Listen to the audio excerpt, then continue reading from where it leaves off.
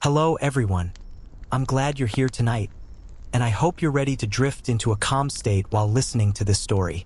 Before we begin, I'd love to know where you are listening from and what time it is for you right now, because I imagine some of you are preparing to sleep, while others may be listening in the early hours of the morning, or even during the day just to relax. It's fascinating to think that this same story can connect us across different countries and time zones, and that while you're lying down and letting the words slowly carry you away, someone else on the other side of the world may be doing the exact same thing. So let's talk about medieval life, but not in a rushed or dramatic way, rather in a slow, flowing manner that allows you to picture it clearly in your imagination, like a soft painting of another time. The medieval world was not only castles and knights in shining armor, but a long, complicated rhythm of daily survival, rituals, foods, work, festivals, and even small habits that might seem unusual to us now. Imagine walking through a village in the 13th century, perhaps somewhere in England or France, or the lands of the Holy Roman Empire. The houses are built mostly from wood, with thatched roofs made from straw, and narrow dirt paths wind between them. The air has the earthy smell of livestock, smoke from cooking fires, and damp soil after rain.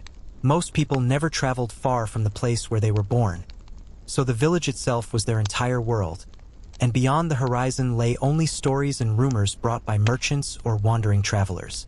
Food was at the center of medieval life, and it tells us much about how people lived and thought. For the poor, bread was the foundation of every meal. Not the soft, fluffy bread that you might imagine today, but heavy loaves of rye or barley that could last for several days. Sometimes the bread was coarse and even mixed with other grains or legumes to stretch it further. Alongside bread, peas, beans, and pottage, a thick stew of vegetables and grains were common, and meat was rare for ordinary villagers, reserved more for special occasions. Yet if you were lucky enough to live near a river, fish could add variety to your diet, although fasting days imposed by the church meant that fish became almost as important as bread. Now, when we think of medieval feasts, we imagine tables piled with roasted boars and pies filled with spiced meats. And while those images are accurate for the noble courts, most people never saw such meals in their lives.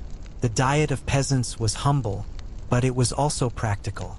Every meal was about energy for work, because from sunrise until the setting of the sun, labor filled nearly every hour. Men worked in the fields, plowing with oxen, sowing seeds, or harvesting grain, while women prepared food, cared for children, tended small gardens, and often joined in the agricultural labor as well. What is fascinating, though, is that medieval people did not work every single day of the year as we sometimes imagine. The church calendar was filled with holy days, saints' days, and festivals, which meant that there were many breaks in the year. In fact, some historians have argued that peasants in the Middle Ages had more days of rest compared to the modern worker, though those days were often structured around religious obligations. Still, the rhythm of work and celebration gave life a kind of pattern, like breathing in and out, with hard effort followed by brief moments of relief. Entertainment and leisure were simpler but also deeply rooted in community. Storytelling was an essential form of passing time, especially during long winter evenings. Imagine families gathered around a small hearth, while someone retold tales of heroes, saints, or local legends. Music also filled villages, not with grand orchestras, but with fiddles, flutes, and drums played during festivals. Dancing was common, often in circles or lines, and though the steps were simple, the joy was in moving together. For children, play often mirrored the work of adults, but there were also toys, sometimes carved from wood or made from rags, and games such as rolling hoops, tossing stones, or chasing one another through fields. Though survival was hard, laughter and play were never absent, and perhaps that's one of the things that reminds us that even centuries ago, people still sought joy in small ways, just like we do today. Hygiene in the medieval period might surprise you, because while popular culture often says that people were filthy and rarely washed, the truth is more nuanced. Bathing was actually valued, and public bathhouses existed in many towns, although their reputation changed over the centuries. For the wealthy, perfumed oils, herbs, and hot baths were luxuries, while peasants more often washed in rivers or streams. Cleanliness was tied not only to health but also to religion, since purity of the body was often linked with purity of the soul. Of course, without modern plumbing, waste disposal was a constant challenge, and in crowded towns, the smell of open gutters was unavoidable. Another aspect that shaped every life was religion. From the moment of waking, prayers were whispered, and the sound of church bells marked the hours of the day. The local parish church was the center of community life, not just spiritually but socially. It was where people gathered for announcements, markets, and even protection during times of conflict. The architecture of cathedrals, with their soaring stone arches and stained glass, inspired awe and reminded villagers of a heavenly order far beyond their daily struggles. Travel was rare for most people, but when it did happen, it carried an air of adventure. Pilgrimages were one of the few acceptable reasons to journey far, and they could lead travelers across entire countries to reach a holy site. Merchants and peddlers also moved between towns, carrying spices, cloth, and stories of distant lands. Imagine the excitement of a villager hearing for the first time about oranges from Spain or silk from the East, even if they never had the chance to see or taste them. And of course, life was always shadowed by the realities of health and disease. Illness was common, and medical knowledge was limited, often blending practical herbal remedies with spiritual rituals. A simple fever could become deadly, and childbirth was dangerous for women. Yet communities developed ways of coping through midwives, healers, and the collective support of neighbors. So as you lie here listening, think of the medieval world not as distant or alien, but as a place full of rhythms, work and rest, fasting and feasting, prayer and play, a life both fragile and resilient. The small details, like the taste of coarse bread, the sound of bells echoing across a valley, or the warmth of a crowded hearth on a winter night, are what bring this world closer to us. And in the next part, we'll drift further into that world, looking at how people built their homes, how they raised their children, and how entire villages functioned like living organisms, each person connected to the other in ways both obvious and invisible that if you step closer into a medieval village, you would notice how the very structure of the settlement reflected the way people lived and thought. The houses were clustered together, often around a central green or a church, and their walls were made of wattle and daub, wooden frames packed with mud and straw, while roofs were thatched with bundles of reeds. These homes were dark inside, with small windows covered not by glass but by oiled cloth or wooden shutters, which allowed only a dim light to pass through. The floor might be packed earth, sometimes strewn with straw to soften the ground and absorb waste. Inside, life unfolded in a single main room where the family ate, worked, and slept. A hearth in the center provided warmth and a place to cook, though smoke often lingered because chimneys were a later innovation, so the air would have been thick and the walls blackened. At night, families slept together for warmth, sometimes even sharing space with livestock during the coldest seasons, because the heat of animals was a practical form of survival. Privacy, as we imagine it today, barely existed, and daily life was lived side by side with relatives and neighbors. Children grew up quickly in this world. From an early age, they were expected to help with chores, carrying water, tending animals, gathering firewood, or working in the fields. Education was limited. Only some boys were sent to monastic schools or taught by priests, while most children learned practical skills directly from their parents. Girls learned spinning, weaving, cooking, and caring for younger siblings, while boys followed their fathers in farming or trades. Play was not absent, but it was woven into work, like running through meadows while watching sheep, or carving small toys from scraps of wood while their parents repaired tools. The village itself functioned like a tightly interwoven system, with each person contributing in some way to survival. There was the blacksmith, whose forge rang with the sound of hammer on iron, shaping nails, horseshoes, and tools essential for daily labor. The miller ground grain into flour, and his mill, powered by water or wind, was one of the most important structures in the community, often standing at the edge of the village as a symbol of productivity. The carpenter, the weaver, and the baker each had their role, and though most families tried to produce as much as they could themselves, specialization allowed communities to function smoothly. At the top of this system stood the lord of the manor, who often lived not in the village itself but in a fortified hall or castle nearby. The peasants worked his lands, owed him rents or labor, and in return received protection, at least in theory, against raids or enemies. This feudal relationship shaped every aspect of life, and though it could be harsh, it also gave the medieval world its sense of order. The peasants or serfs were bound to the land, but they also found stability in this arrangement, knowing their place in a larger hierarchy. Markets were rare but special occasions when villagers gathered not only to trade but to socialize. Once or twice a week, or perhaps only a few times a year depending on the region, merchants set up stalls selling cloth, salt, iron goods, or pottery. For villagers, it was a chance to see new things, to hear news from distant towns, and to feel connected to a larger world beyond their fields. Imagine the buzz of voices, the clinking of coins, and the smell of roasted meats as entertainers, jugglers, and minstrels performed for small crowds. The market was not just commerce. It was an event that broke the monotony of daily labor. Clothing in the Middle Ages was simple for most. Wool was the most common material, spun and woven locally, dyed with natural colors from plants. Browns, grays, and muted greens were ordinary, while brighter colors were rare and more expensive. Shoes were often simple leather tied with straps, and many children went barefoot during the warmer months.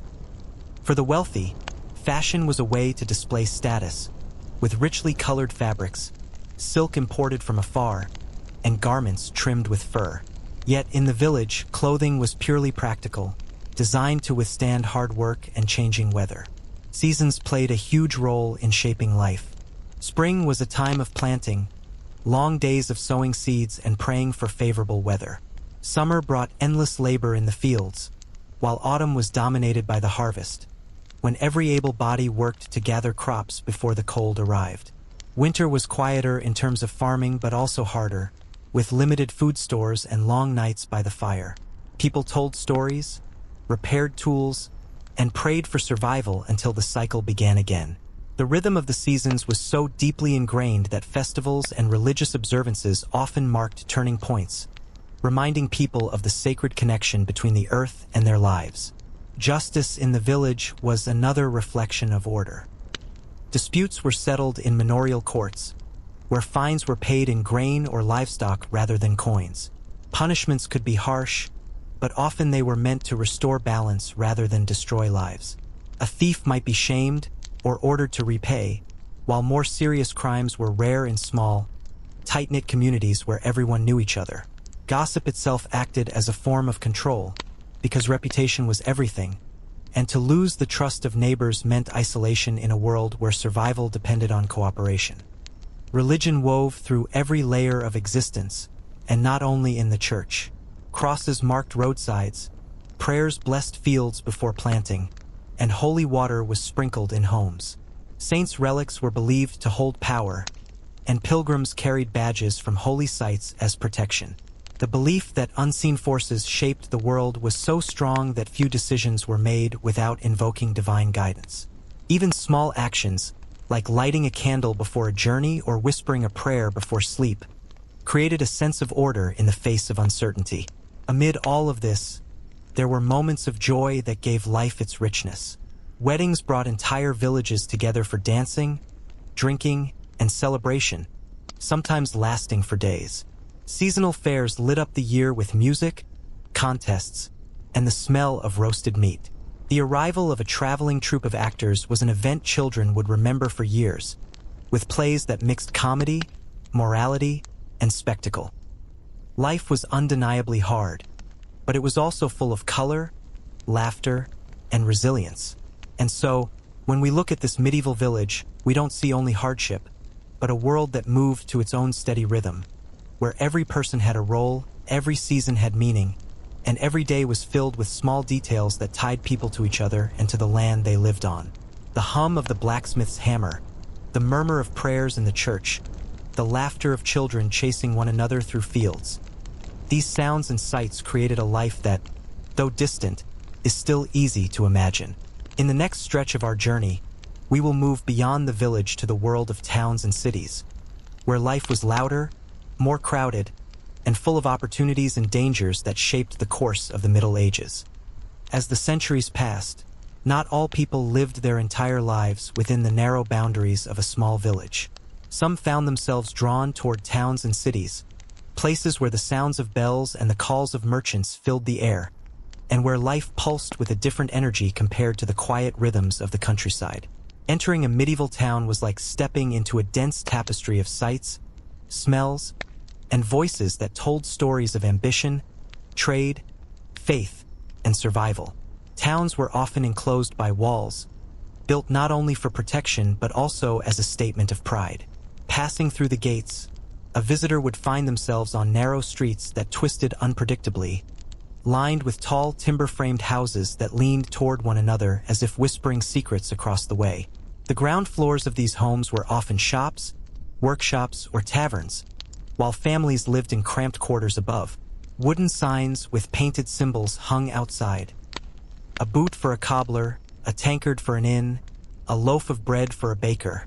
Since many people could not read, the streets themselves were crowded, and though bustling with energy, they were also dirty, with waste often thrown into open ditches or even directly onto the road. Yet despite the filth, the towns thrived, because opportunity lived here. Markets were the beating heart of every town. Weekly, and sometimes even daily, they filled the squares with rows of stalls covered in canvas, where traders offered goods both familiar and exotic.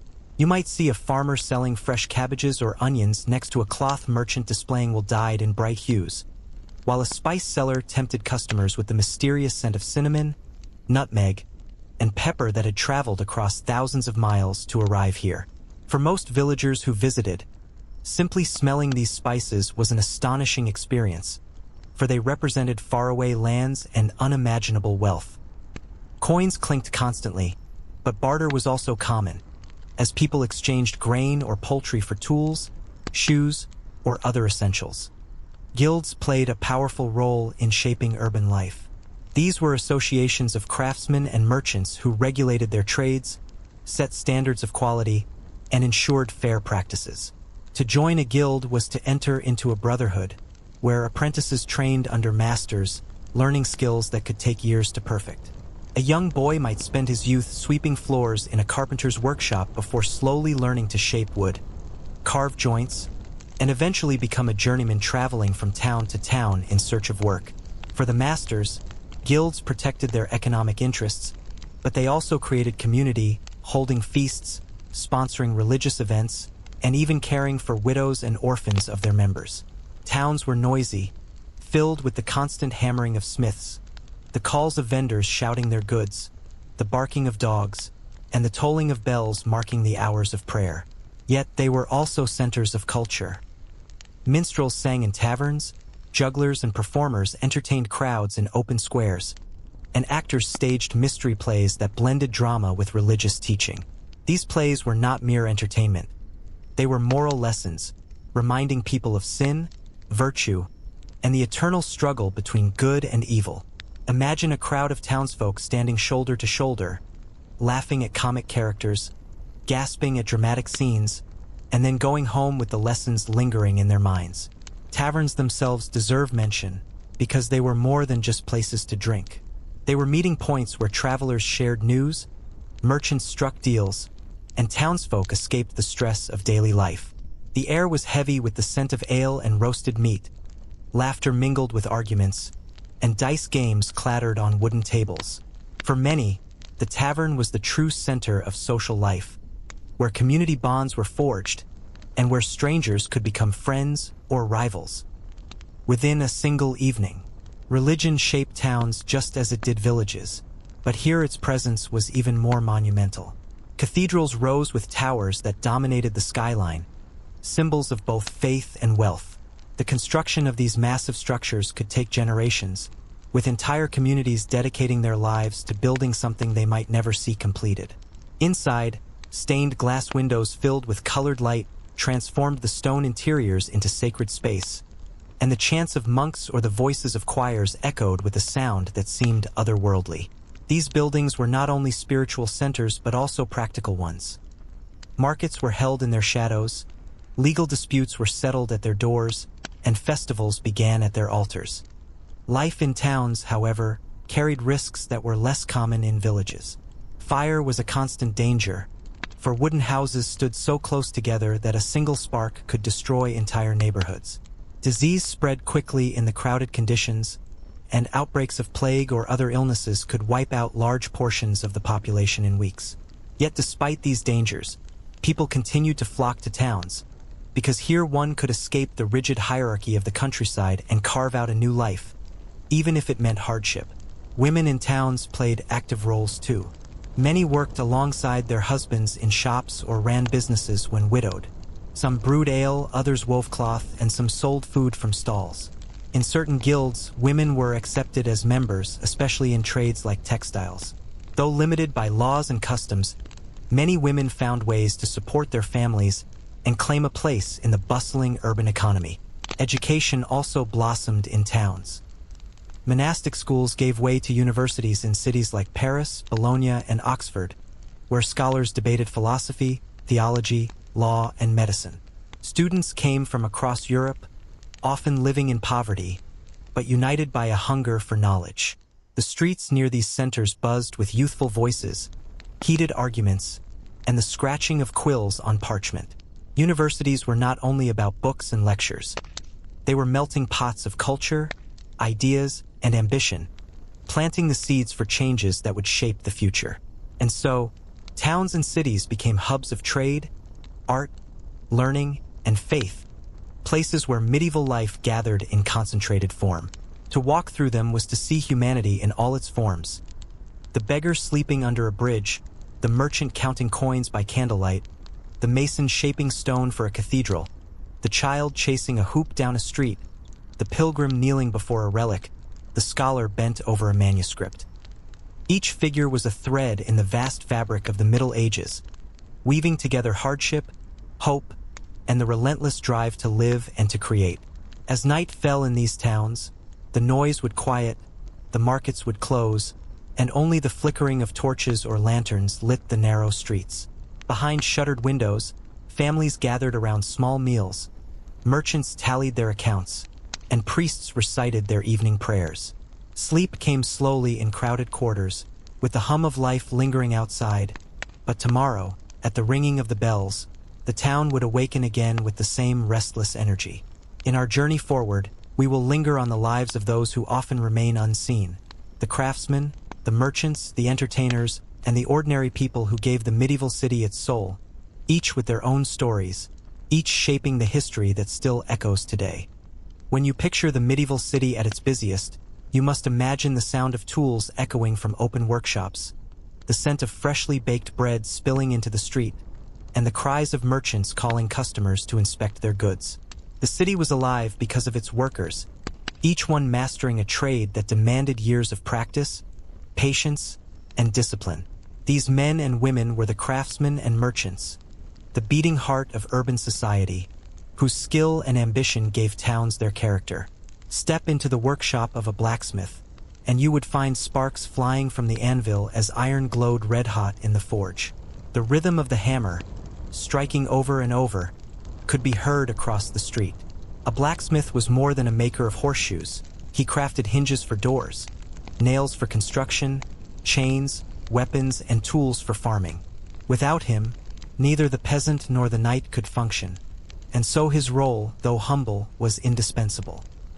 Apprentices, young boys often no older than 12, watched and learned, their arms aching from hours of pumping bellows or carrying heavy materials, knowing that mastery would take years, if not decades. In another corner of the city, the smell of fresh leather filled the air as cobblers worked on shoes. Leather was tanned using a process that involved animal hides, lime, and even urine, which meant that tanning districts were often placed near rivers and away from wealthier neighborhoods. Once the leather was prepared, skilled hands stitched shoes, belts, and pouches, items worn by everyone regardless of status. A poor man's shoes might be plain and worn, while a noble's boots were dyed, decorated, and lined with soft fur. Weavers and dyers were equally important. The sound of looms clacking echoed through workshops where cloth was woven in long strips. Wool was the most common material, but flax and hemp were also used, and the quality of the fabric depended on the skill of the craftsman. Dyers gave color to this fabric, boiling vats of liquid tinted with plants, minerals, and sometimes even insects. A deep red might come from madder roots, blue from woad, yellow from weld, and purple, the rarest and most expensive, from imported dyes that only the wealthy could afford. Clothing was one of the clearest markers of status, and so these trades gave towns not only color but hierarchy. Bakers were among the most visible craftsmen, their ovens producing bread daily, since bread was the foundation of every meal. Regulations on bakers were strict, for cheating customers with underweight loaves could bring heavy fines or public humiliation. Some bakers even used a system of baker's dozens, giving 13 loaves for the price of 12, to avoid accusations of dishonesty. Imagine the warmth of a bakery early in the morning, with villagers lined up outside, waiting for the first loaves to be pulled from the oven, the crust still steaming in the cool air. Merchants, however, lived in a different rhythm from craftsmen. While the craftsman worked with his hands, shaping raw material into useful goods, the merchant dealt with exchange, risk, and distance. They were the ones who brought pepper from the Levant, silk from Byzantium, furs from the Baltic, and wine from southern France. Some traveled themselves, braving dangerous roads and unpredictable seas, while others stayed in the city, forming partnerships and trusting agents to carry their cargo. Trade was a gamble, but it promised wealth, and wealth promised influence. Guilds regulated this entire network of work. Every trade had its own guild, and belonging to one was both a privilege and a duty. The guild ensured that standards were met, that apprenticeships were honored, and that members supported each other. They organized religious processions, sponsored festivals, and maintained altars in local churches. In times of crisis, a guild might even provide aid to its members, proving that medieval towns, though competitive, also valued solidarity. To wear the mark of a guild was to belong to a brotherhood, and guild halls stood proudly in many cities, decorated with symbols of their craft. The daily life of a craftsman was not easy. Hours were long, tools were heavy, and profits were modest. Yet pride in craftsmanship was strong. A carpenter who shaped a beam for a house, or a cooper who built a barrel for storing ale, left behind work that might last for generations. Even today, some medieval buildings still stand, their beams and joints testifying to the hands that shaped them centuries ago. For merchants, the pressure was different. Success meant profit and prestige, but failure meant ruin, for a single storm at sea or raid on the road could destroy years of investment. To be a merchant was to live in constant tension between risk and reward. Money itself was changing in the Middle Ages. Early on, barter still dominated in villages, but cities demanded coins, and markets began to revolve around currency. Silver pennies, groats, and florins passed from hand to hand, each stamped with the mark of a king or duke. For the first time, entire economies began to stretch beyond local trade, binding Europe together through networks of commerce. Banks slowly emerged, lending money and creating systems of credit, though the charging of interest was a matter of heated debate among church authorities. Still, the flow of money created opportunities that had not existed before, giving rise to a new class of wealthy townsmen who did not come from noble families but who rivaled them in power. Festivals tied to trade gave life color and excitement. Great fairs, such as those in Champagne in France, drew merchants from across Europe. These fairs were not just markets but spectacles, where goods were exchanged in massive quantities, contracts were written, and deals made that reached across continents. For locals, these events brought music, dancing, and performances, turning economic exchange into a kind of celebration. Imagine the sight of stalls stretching as far as the eye could see, the noise of dozens of languages mixing in the air, and the sense that the entire world had come together in one place. For ordinary townsfolk, this bustle meant exposure to things they might never have imagined. A housewife might buy a small piece of brightly dyed cloth. A child might taste a sweet made with imported sugar for the first time. A craftsman might dream of traveling far after hearing the tales of a passing merchant.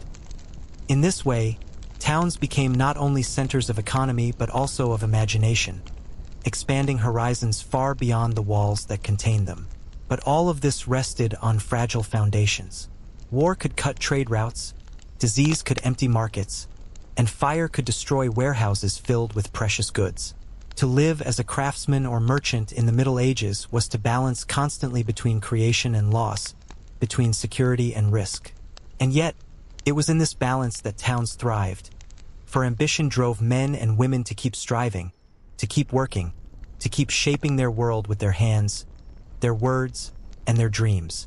As we continue forward, let us move deeper into this world of ambition and imagination, exploring not just the work of towns, but the entertainments, the games, the festivals, and the strange beliefs that gave medieval urban life its pulse, reminding us that beyond survival, people have always longed for joy, wonder, and meaning. Though life in medieval towns and cities demanded work, discipline, and constant struggle for survival, people did not live only for labor. Just as today, they searched for moments of joy, laughter, and escape, and the medieval calendar was dotted with festivals, games, music, and celebrations that brought color into a world that might otherwise seem gray and harsh. To understand medieval life, one must not only hear the sound of the blacksmith's hammer, but also the music of fiddles, the laughter of children chasing hoops, and the cheering of crowds gathered for tournaments or mystery plays. The rhythm of the year was structured not only by seasons and harvests, but also by feast days. The church calendar was filled with holy days, and these were moments when work slowed and people gathered to celebrate. Christmas was one of the grandest, marked with feasting, carols, and decorated greenery that brightened homes during the coldest season. Easter brought solemn processions and joyful meals, while Saints' Days, each dedicated to a particular holy figure, added variety throughout the year. The bells of the church tower would call the townsfolk to gather, and for a brief time, the struggles of daily life gave way to shared joy. One of the most extraordinary events was Carnival, celebrated before the fasting season of Lent. In these days, the usual rules of society loosened, and the world seemed to turn upside down. People wore masks, dressed in costumes, and paraded through the streets with music, dancing, and wild laughter. Food and drink flowed freely, and satire reigned. Peasants mocked lords, fools were crowned kings, and the ordinary order of things was suspended. For the poor, it was a chance to forget hardship. For the rich, it was a reminder of the fragile boundaries between order and chaos. Music filled the medieval world. Minstrels wandered from town to town, carrying instruments such as lutes, fiddles, flutes, and drums. Their songs ranged from romantic ballads about knights and ladies to humorous tales that poked fun at everyday life. In taverns, their presence was welcomed, for music lifted spirits and encouraged drinking and dancing. Nobles often kept musicians in their courts, ensuring that feasts were accompanied by song, while commoners enjoyed tunes in markets and squares. Music also carried into the sacred. Gregorian chants in monasteries, polyphonic hymns in cathedrals, voices rising together in harmony that felt as though it reached heaven itself. Games and sports were a part of daily life too. Children played with wooden toys, hoops, and simple balls made of leather. In towns, games like blind man's bluff or tag could be seen in narrow alleys.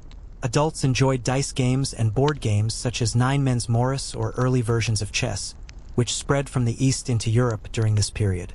Gambling was widespread, though often frowned upon by church authorities, and many fortunes were lost or won at tavern tables with the toss of a dice. For more physical entertainment, there were competitions of strength and skill. Archery contests were common, especially in England, where laws sometimes required men to practice with the longbow. Wrestling, running races, and mock combats were also enjoyed, bringing together crowds who cheered their favorites. In villages, the maypole dance, with ribbons twined around a tall pole, symbolized both joy and fertility, binding communities together in movement and laughter.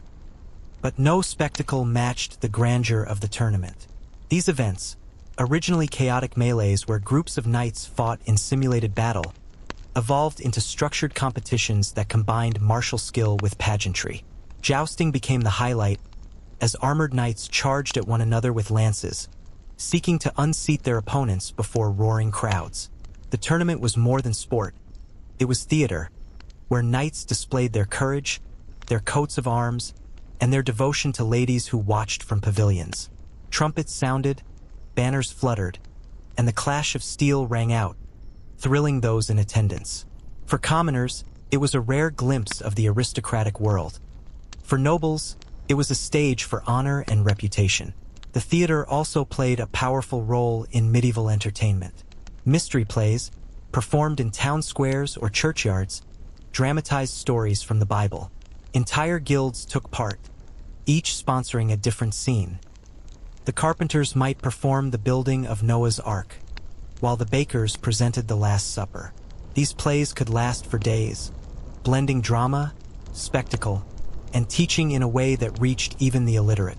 Alongside them were morality plays, which told allegorical stories about virtues and vices, reminding audiences of the constant battle for their souls.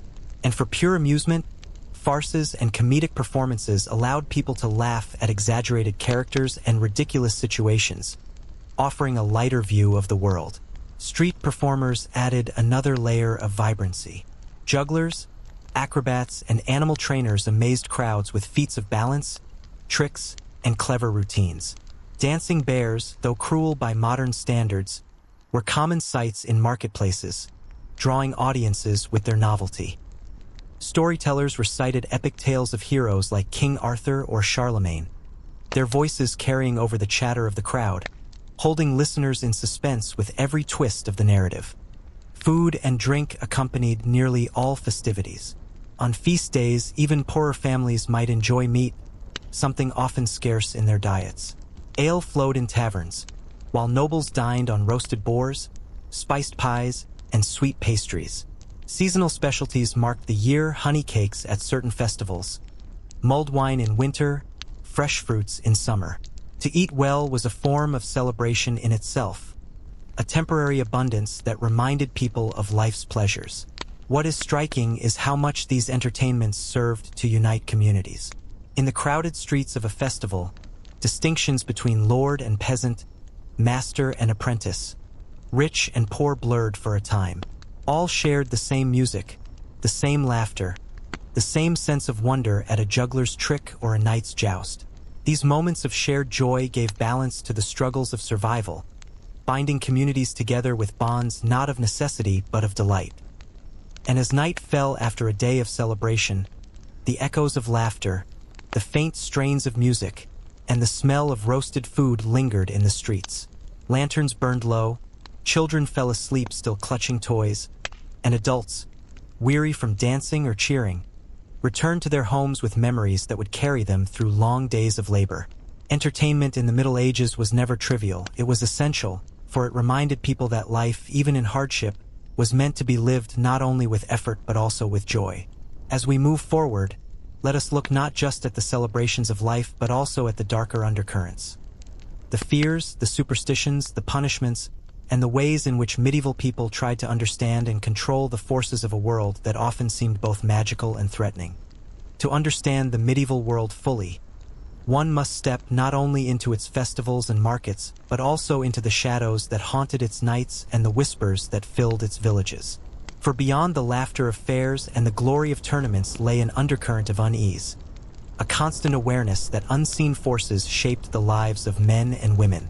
The medieval mind lived in a universe where faith and superstition intermingled, where saints might bless but demons might curse, and where every sudden illness, every strange dream, every omen in the sky carried meaning.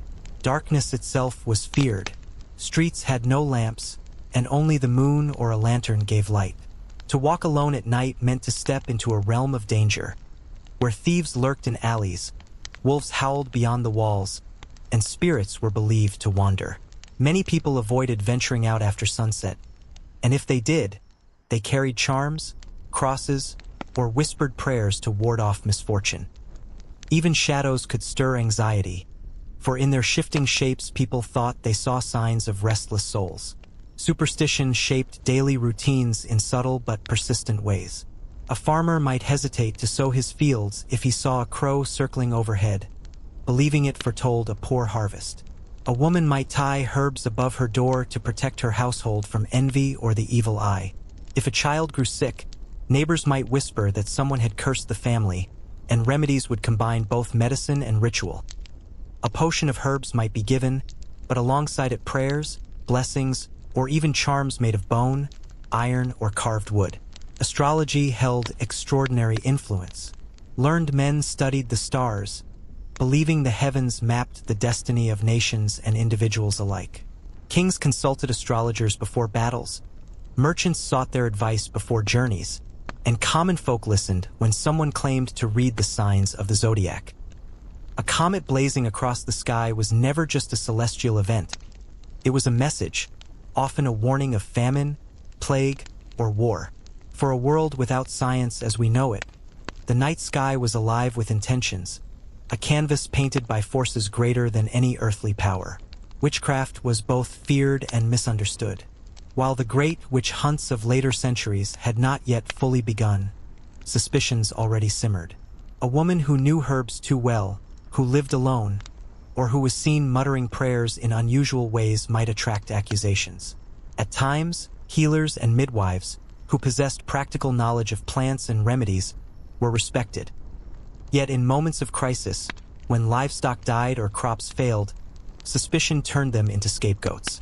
Tales spread of witches flying through the night, summoning storms, or striking neighbors with invisible curses. The fear of demons was deeply rooted. Medieval preachers warned constantly of the devil's tricks, and people believed that demons sought to corrupt the soul at every turn. Strange dreams, sudden fits, or violent tempers were often attributed to possession. Exorcisms were performed, with priests reciting prayers, sprinkling holy water, and invoking the name of Christ to drive out the intruding spirit. The idea that the unseen world could break into daily life at any moment was not a distant theory but a vivid expectation. But not all fears were mystical. Some were painfully real. Disease struck without warning, and in an age before germ theory, explanations turned toward the supernatural or the divine. A fever might be seen as God's punishment, or as the work of malevolent forces carried through poisoned air. The Black Death, which swept across Europe in the 14th century, killed millions and left deep scars on collective memory. Entire communities turned to processions, whipping themselves in penance, believing that their sins had invited the plague. Others blamed outsiders, strangers, or marginalized groups, revealing how fear could turn quickly into violence. Omens in nature carried immense weight. A sudden eclipse might terrify entire towns, bells ringing to ward off disaster. Lightning striking a church steeple could be interpreted as divine anger. Even the birth of a deformed calf or a child with unusual features might stir whispers of curses or warnings. Medieval chronicles are filled with such signs, each recorded carefully, for people believed history itself unfolded in correspondence with these messages. Superstitions wove themselves into even the most ordinary tasks. To spill salt at a meal was thought unlucky, unless one quickly threw a pinch over the left shoulder to blind the devil. To see a black cat cross one's path might cause hesitation, though in some regions cats were also valued as protectors against evil. Shoes left upside down, mirrors cracked, bread dropped on the ground, all carried potential meaning. And yet, these small rituals provided a sense of control, a way for people to negotiate with the unknown forces that governed their fragile existence. The church both reinforced and battled these fears. On one hand, priests condemned witchcraft, astrology, and charms, insisting that true protection lay only in God and the sacraments. On the other, the rituals of the church itself, blessings, holy relics, pilgrimages to sacred shrines, offered answers that functioned in ways not unlike superstition. A saint's relic might be carried into a sick room, believed to heal through its mere presence. A pilgrimage to a holy site promised forgiveness of sins or protection from illness.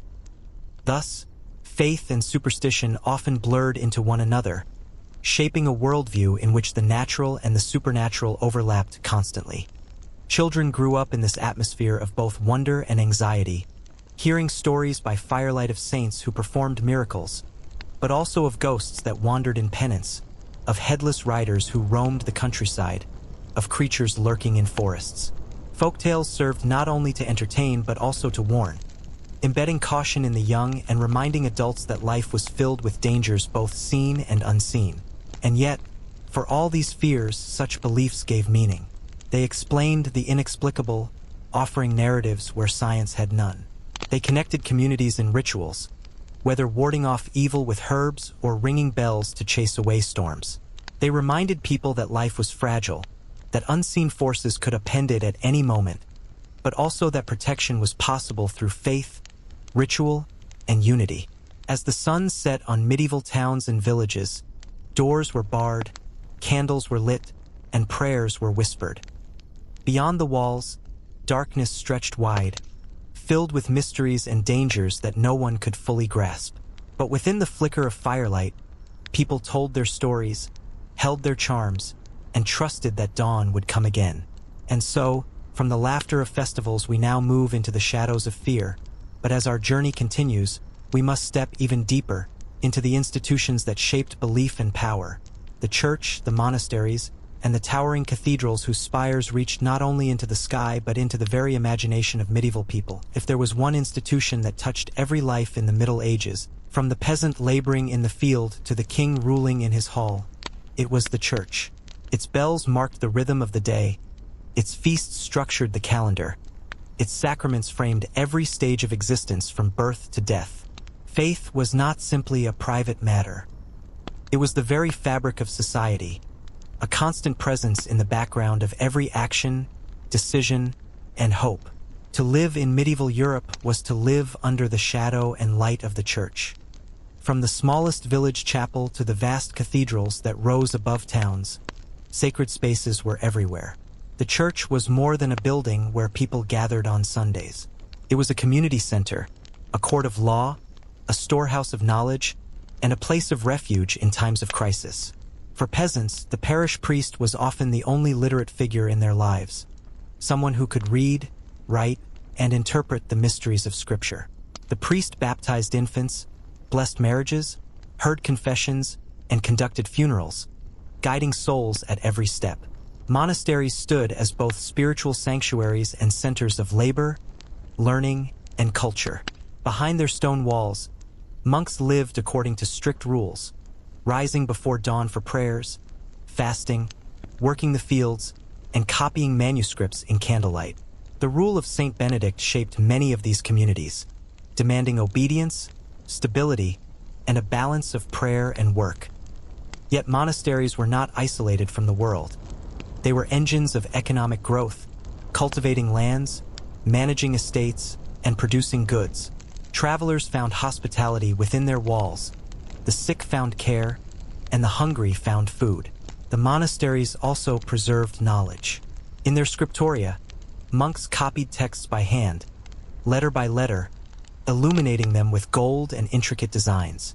Without this patient labor, much of the wisdom of the ancient world might have been lost. Works of philosophy, medicine, and history, alongside the Bible and writings of the Church Fathers, were kept safe in libraries behind cloisters.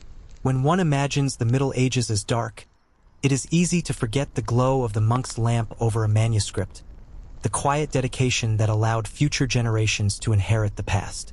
Cathedrals, on the other hand, were public marvels.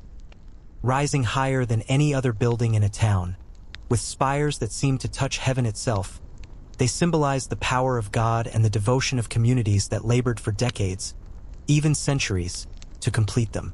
Gothic cathedrals with stained glass windows transformed light into colored stories, teaching the Bible to those who could not read.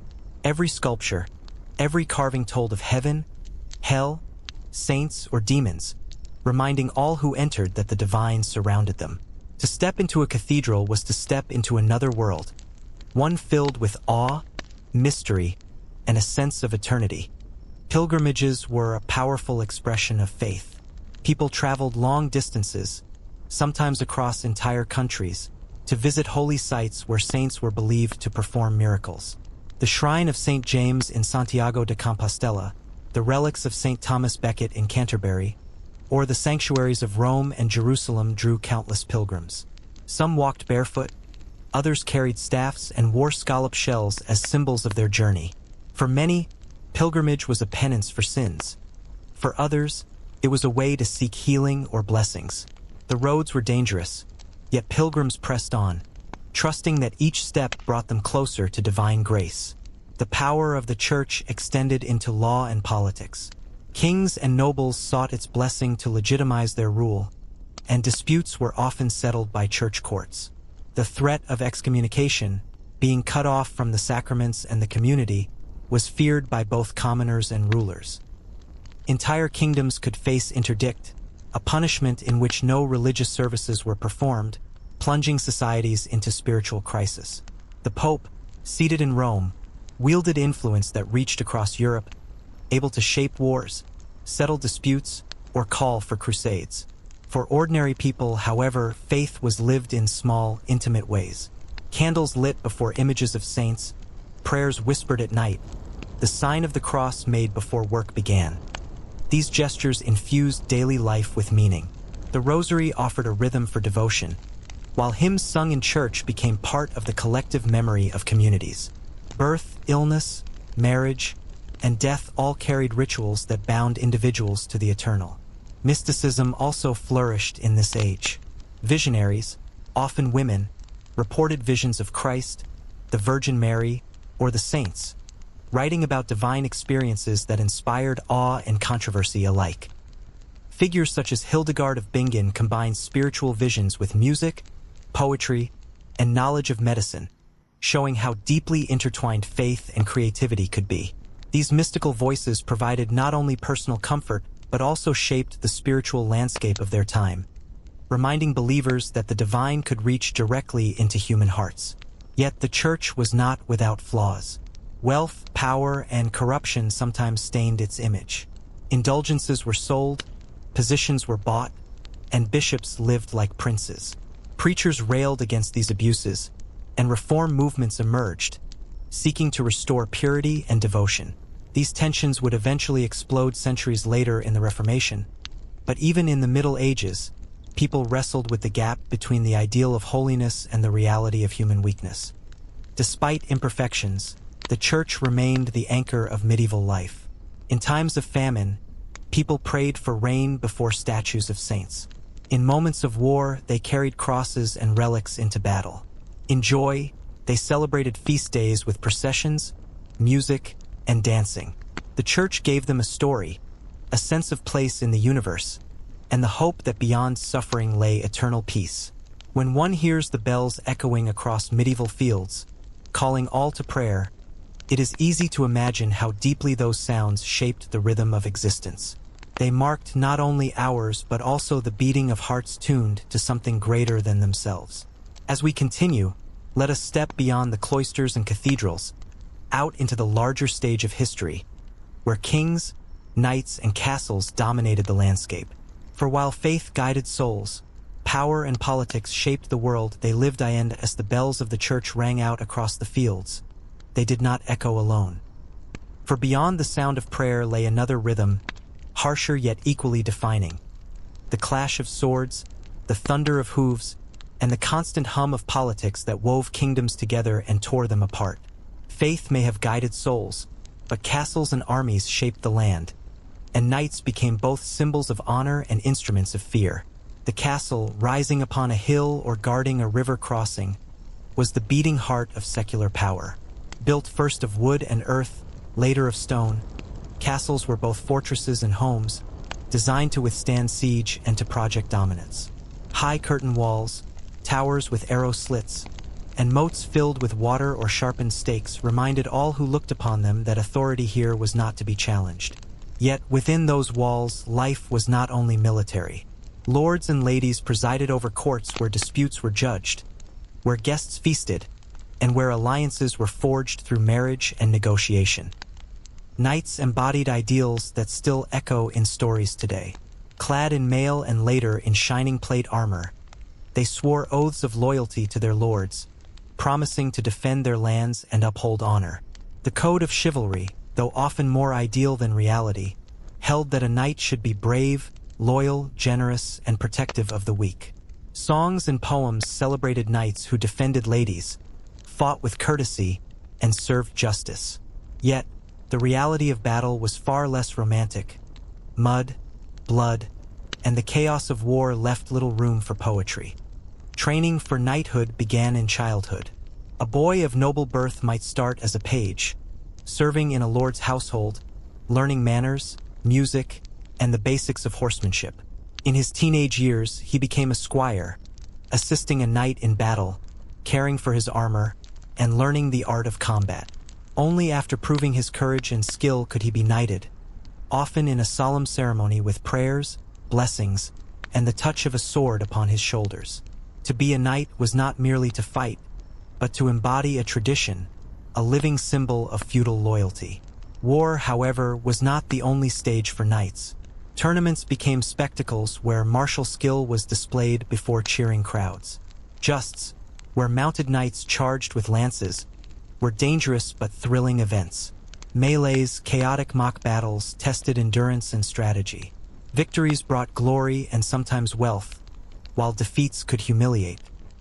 These tournaments blended entertainment with training, reinforcing the knightly culture that tied violence to pageantry. The politics of the age revolved around land and loyalty. Kings granted fiefs to nobles in exchange for service, and those nobles, in turn, granted portions of land to their vassals. This network of obligations, feudalism, bound society together, though not without constant tension. A powerful noble might challenge his king, forming alliances with others, and rebellions were not uncommon. Marriage, too, was a political tool uniting families and securing claims. A single union could shift the balance of power, making the personal deeply political. Sieges were the grim reality of medieval conflict. Armies encircled castles, cutting off supplies, building towers and engines to hurl stones or fire. Defenders poured boiling water, hurled rocks, and fired arrows, trying to hold out until relief arrived. Siege warfare demanded patience and resources, and often famine or disease claimed more lives than battle itself. Yet the fall of a castle could change the fate of entire regions, making sieges both brutal and decisive. Mercenaries added another layer to warfare. Not all knights fought for honor. Many sold their swords to the highest bidder. Bands of soldiers roamed the countryside between wars, sometimes hired, sometimes plundering on their own. Their presence spread both fear and instability, reminding everyone that violence was never far away. Amid this turbulence, heraldry developed, coats of arms painted on shields, banners, and surcoats, allowing warriors to be recognized in the chaos of battle. Heraldry became an art, with colors and symbols carrying meaning, passed down through generations. These designs gave identity not only to knights but also to families and regions, leaving a visual legacy still visible in flags and emblems today. Life within the castle was more than war and politics. Ladies of the household managed estates in their husband's absence, oversaw servants, and sometimes even defended castles when men were away. Music, poetry, and the art of courtly love flourished in these halls. Troubadours sang of devotion, weaving tales of knights who pledged themselves to ladies in ways both idealized and stylized. These songs gave voice to longing, honor, and desire, reminding us that even in a world of iron and stone, hearts sought beauty and tenderness. Yet beyond the grandeur of knights and lords, peasants bore the burdens that sustained the entire system. Their labor in the fields produced the food that fed armies and courts. Their taxes and rents financed wars and castles. While nobles debated alliances and priests spoke of salvation, peasants endured, their lives tied to soil and seasons. The contrast between those who fought, those who prayed, and those who labored defined the medieval social order. Still, despite hardship and conflict, the age of castles and knights gave birth to legends that endured. Stories of King Arthur and the Round Table, of Roland's bravery at Roncesvalles, of crusaders venturing eastward, were told and retold, weaving history and myth into a tapestry that has never truly faded. As we leave the echo of hooves and the shadow of battlements, another world awaits us. The bustling towns and markets where merchants, craftsmen, and travelers shaped a different kind of power, not through swords but through trade, guilds, and the slow transformation of medieval society. Beyond the high walls of castles and the solemn bells of monasteries, another rhythm began to grow louder during the Middle Ages. one that spoke not of swords or psalms, but of coins clinking, markets buzzing, and streets filled with merchants calling out their wares. While the countryside remained the backbone of society, providing food and stability, towns rose as centers of energy, wealth, and change, reshaping the medieval world in ways that would echo far into the future. At first, towns were small clusters near rivers, crossroads, or castle gates, but as trade routes expanded and populations grew, they transformed into bustling hubs. Narrow, winding streets lined with timber-framed houses created mazes where life pressed close on every side. The air carried the sense of baking bread, tanned leather, spices from distant lands, and the less pleasant odors of animals and waste. Noise never ceased. From blacksmiths hammering in their forges to vendors shouting in the marketplace, towns pulsed with activity unlike the slower rhythms of village life. Markets stood at the center of this urban transformation. Weekly markets drew peasants from surrounding countryside to sell grain, vegetables, wool, and livestock, while townsfolk offered crafted goods. But beyond these local exchanges, great fairs became legendary. The Champagne fairs of France, for example, brought merchants from across Europe, where Italian traders sold silks and spices, Flemish weavers offered fine cloth, and Germans carried furs and metals. These fairs turned towns into temporary crossroads of cultures, languages, and ideas. Bargaining was an art, contracts were signed, and fortunes were made or lost in the space of weeks. With trade came guilds, powerful associations of craftsmen and merchants who organized and regulated their trades. If you were a blacksmith, a weaver, a shoemaker, or a goldsmith, you did not work alone. You belonged to a guild that protected your craft, set standards of quality, and defended the interests of its members. For merchants, guilds provided safety on the road, negotiated privileges with rulers, and built networks of trust across regions. These organizations gave structure to urban life, creating a sense of identity and stability. The path into a guild was long and demanding. A boy would begin as an apprentice, working under a master for years, learning the secrets of the trade while receiving food and shelter but little else. After his apprenticeship, he could become a journeyman, traveling from town to town, working for different masters and honing his skills. Only those who produced a masterpiece, a work judged worthy by the guild, could earn the title of master and open their own shop. This system ensured high quality but also controlled competition, making guilds both protective and restrictive. Towns also brought freedom of a different kind. A saying spread across Europe, "Town air makes free." For peasants tied to the land, moving into a town offered a chance to escape feudal obligations.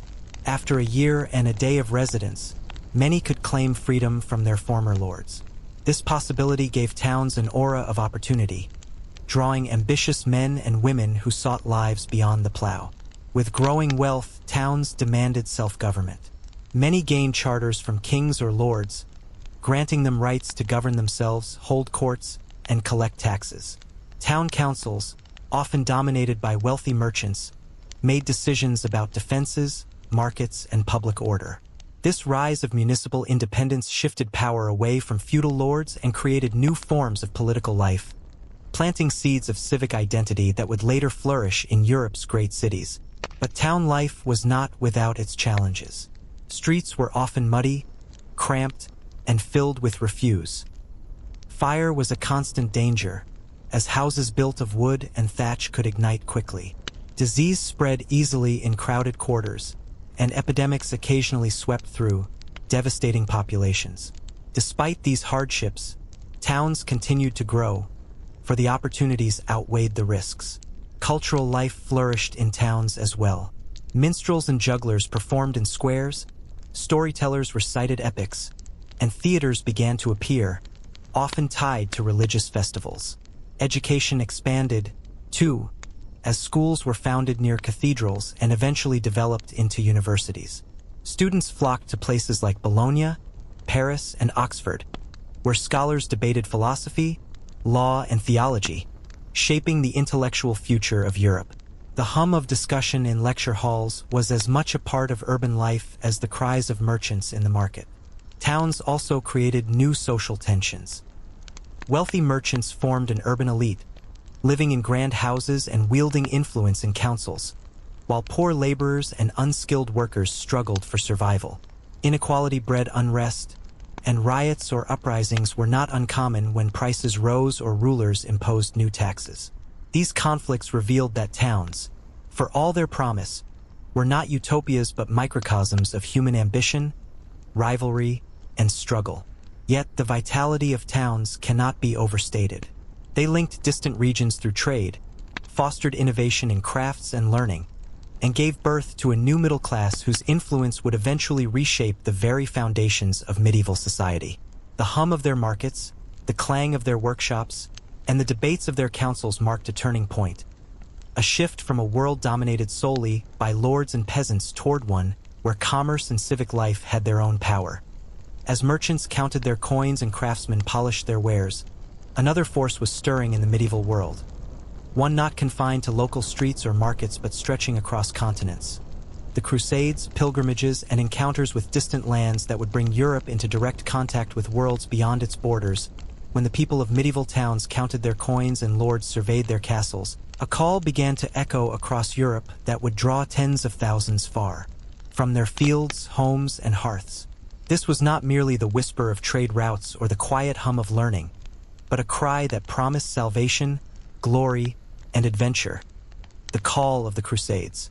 In 1095, at the Council of Clermont, Pope Urban II urged Christian knights to take up the cross, to march east and reclaim Jerusalem from Muslim control. His words ignited a movement unlike anything Europe had seen before. Men sewed crosses onto their tunics, women and children joined the caravans, and entire communities began journeys that would reshape both Europe and the Middle East. The idea of pilgrimage was not new. Christians had long traveled to holy sites, enduring hardship to demonstrate faith. Yet the Crusades transformed pilgrimage into armed expedition, merging devotion with war. The journey to the Holy Land was perilous. Crusaders crossed rivers, mountains, and deserts, often ill-prepared for the harsh realities of long campaigns. Hunger, thirst, and disease struck as fiercely as any enemy. Chronicles tell of knights who traded armor for food, of peasants who perished on the road, of armies diminished before even reaching battle. Yet the promise of remission of sins, of eternal reward, kept them pressing forward. Jerusalem, with its sacred shrines, became the heart of the endeavor. When the First Crusade captured the city in 1099, it was accompanied by scenes of triumph and horror alike, as chronicles describe both joyous hymns and brutal massacres. Out of this conquest arose new crusader states, fragile kingdoms ruled by European nobles who attempted to govern in distant, unfamiliar lands. Castles like Croc de Chevaliers in Syria rose as monuments to this strange transplant of feudal society into foreign soil, fortresses of stone amid deserts and hills. But the Crusades were not one campaign. They unfolded across centuries, a series of expeditions, victories, and defeats. Later Crusades attempted to reclaim lost ground, to strike Egypt, or even to fight within Europe itself against those deemed heretics. Some were grand, with kings leading armies, Richard the Lionheart clashing with Saladin in legendary duels of strategy and endurance. Others ended in disaster, like the so-called Children's Crusade, where youthful zeal met tragedy on the harsh roads. Encounters with the Islamic world left deep impressions. Crusaders discovered new foods, spices like cinnamon and pepper that would later revolutionize European cuisine, as well as refined textiles, medicines, and learning preserved from Greek and Roman sources. The clash of arms was accompanied by the flow of ideas, and though wars scarred landscapes, cultural exchange enriched minds. Not all who traveled east went to fight. Pilgrimages remained vital, with thousands setting out to holy shrines not only in Jerusalem but also in Rome, Santiago de Compostela in Spain, and Canterbury in England. Pilgrims carried staffs and wore badges marking their destinations, symbols of their devotion. Inns and hospices arose along routes, caring for weary travelers, while tales of miraculous healings or visions at shrines inspired others to undertake the journey. For many, pilgrimage was an act of penance, a way to atone for sins or seek divine favor. For others, it was simply part of the rhythm of faith, a reminder that life was itself a journey toward God. The roads of pilgrimage became highways of exchange. Merchants followed pilgrims, selling goods and offering services. Minstrels spread stories from distant lands. Along these routes, towns prospered, cathedrals rose, and Europe itself became more connected.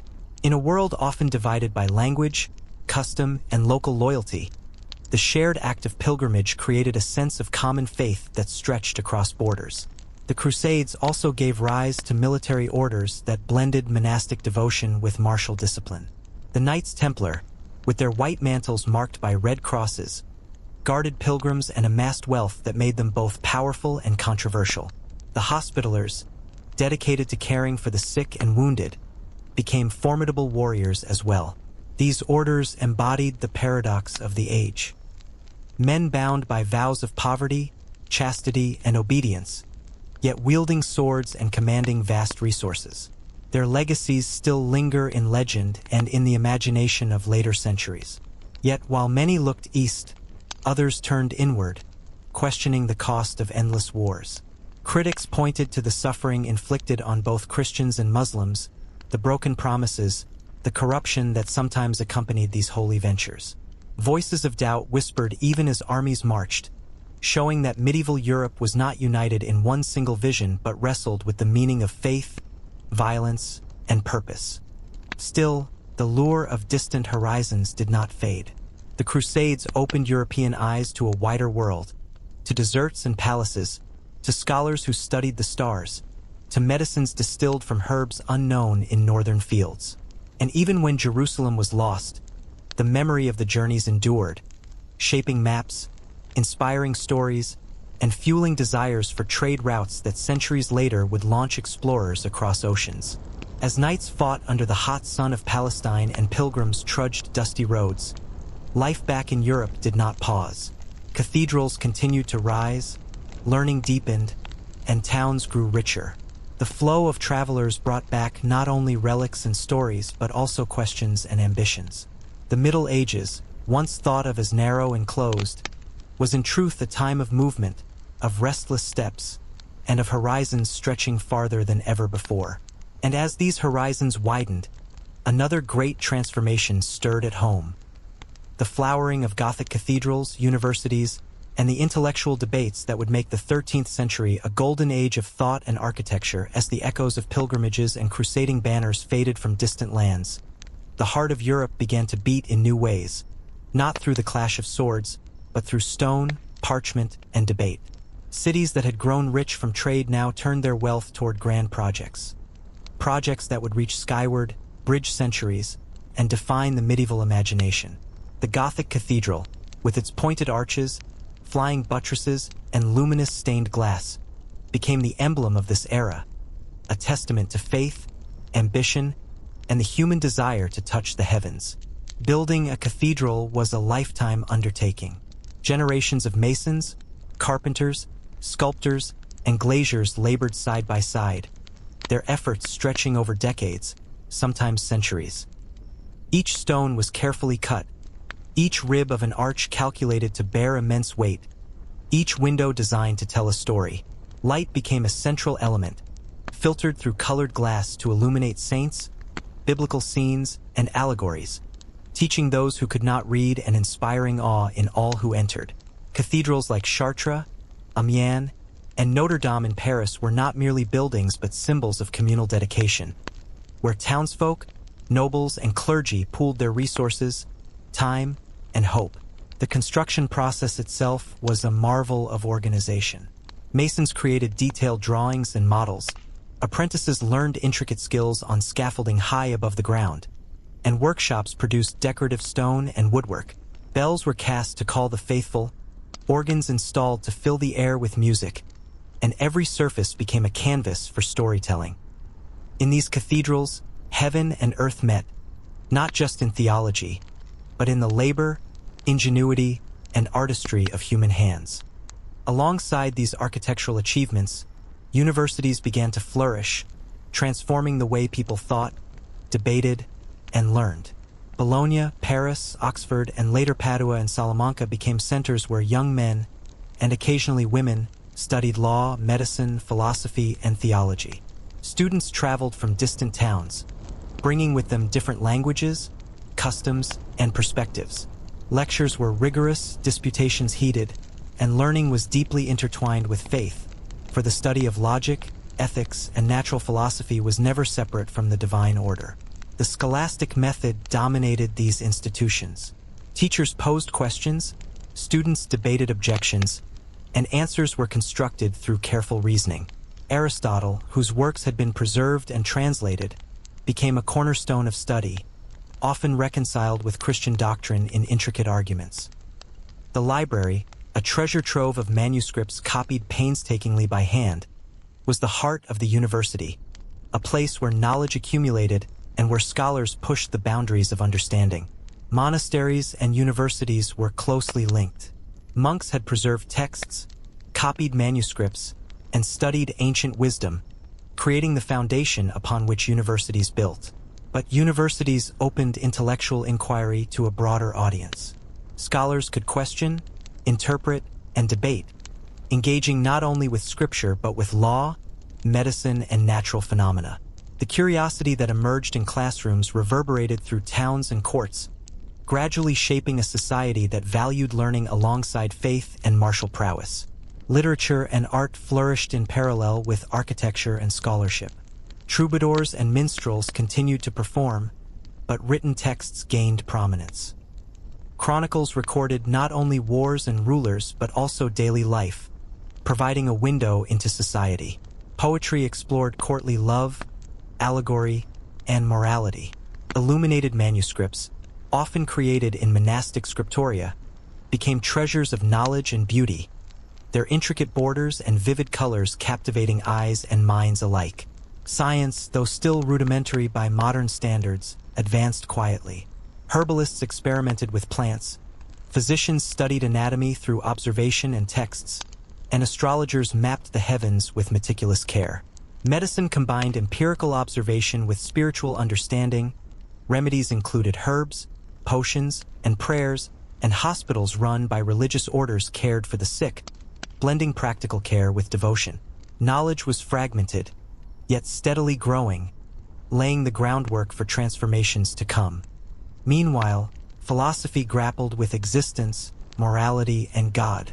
Figures such as Thomas Aquinas worked to harmonize faith and reason, producing complex treatises that explored the natural world, ethics, and the divine. Intellectual debates were rigorous, often public, and deeply engaged with everyday life as well as with abstract theology. Scholars pondered questions of justice, the nature of the soul, and the principles of law, contributing to a culture where thought was valued as much as action. The rise of cathedrals, universities, and intellectual inquiry did not occur in isolation. They were fueled by trade, by the wealth of towns, by the stability provided by monarchs and nobles, and by the spiritual drive that permeated society. Education, art, architecture, and faith intertwined, creating a world that was complex, structured, and alive with ambition. For ordinary people, the results of this intellectual and artistic growth were both visible and tangible. Cathedrals shaped their towns, schools educated their sons, books and art inspired devotion, and a culture of inquiry began to filter into everyday life. Even those who could not read appreciated the visual storytelling of stained glass, the rhythms of organ music, and the spectacle of religious pageantry. Society, in its entirety, was being drawn upward, not just physically through soaring towers, but mentally and spiritually through study, debate, and reflection. And yet, as the stones of cathedrals settled and lecture halls filled, another force stirred in Europe, one that would forever alter the balance of society. The tension between faith and secular authority, the ambitions of rulers and the challenge of reform, and the slow but inexorable growth of towns and trade that would eventually reshape the medieval world. While cathedrals soared and universities echoed with debate, the political landscape of medieval Europe was undergoing transformations that would ripple through every village, town, and castle. Monarchs, once constrained by the authority of feudal lords and the church, began to consolidate power, asserting control over law, taxation, and military force. This growth of royal authority shaped daily life in ways both visible and subtle, influencing what people ate, where they lived, and how justice was administered. One of the most significant changes came through the codification of laws. Previously, justice was a patchwork, administered by local lords according to custom, often inconsistent and heavily biased. Kings, however, sought to create uniformity, issuing charters and legal codes that applied across their realms. The English King Henry II, for example, established common law, standardizing procedures for courts and juries. This shift meant that even peasants could, in theory, appeal to royal justice, and disputes were less dependent on the whim of a local lord. The concept of law as a binding, organized system began to take hold, laying the groundwork for future governance. Taxes and financial reforms accompanied legal changes. Kings required funds to maintain armies, build roads, and support court life. Landowners paid feudal dues, but additional taxes, often levied in coins rather than goods, became more common. For peasants, this sometimes meant greater hardship, yet it also provided protection and infrastructure. Roads improved, bridges were built, and towns received charters that allowed them to trade freely. The interplay of obligation and benefit created a delicate balance, one that shaped daily routines, labor expectations, and social relationships. Reform extended beyond the secular realm. Popes and councils sought to address abuses within the church, curbing simony, the buying and selling of church offices, and demanding moral discipline from clergy. Monastic orders were reformed, emphasizing stricter adherence to vows and devotion to spiritual work.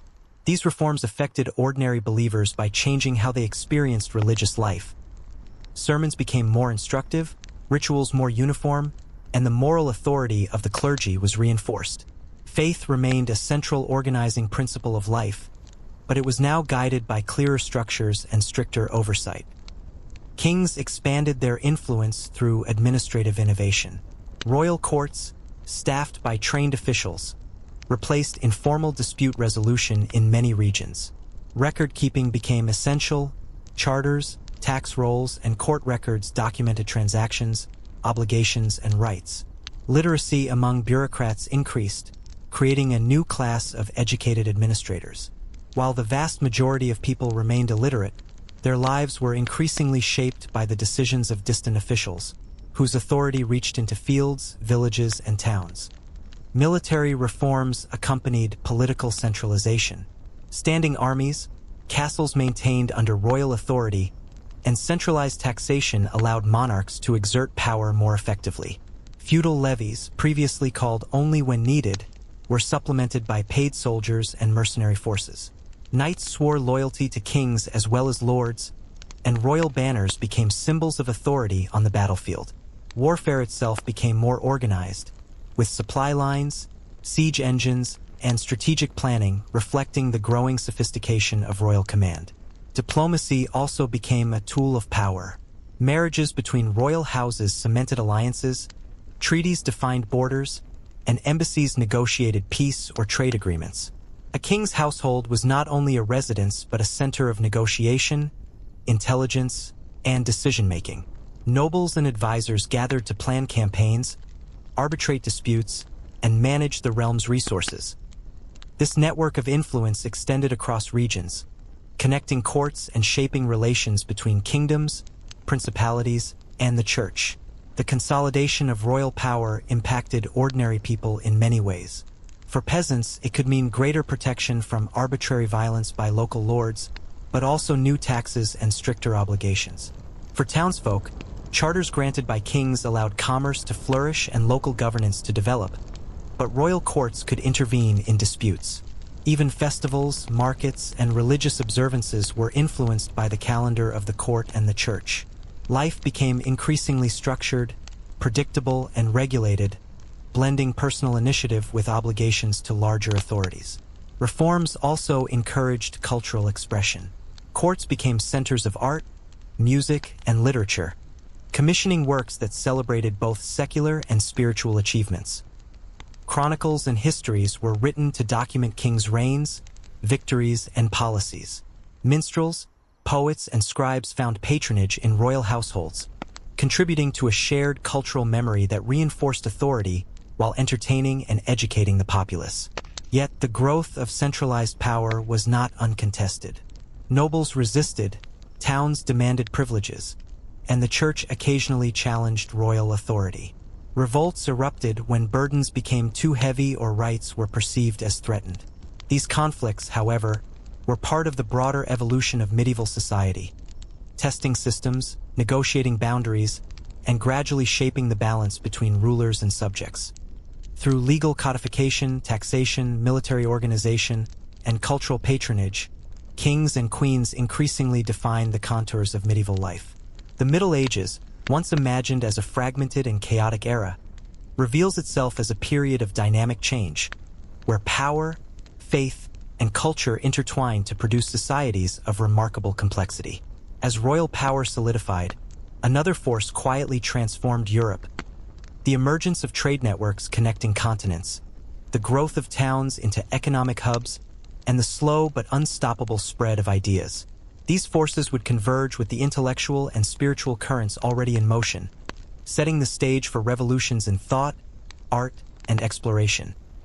While kings consolidated power and laws shaped society, another force quietly transformed the Middle Ages: commerce.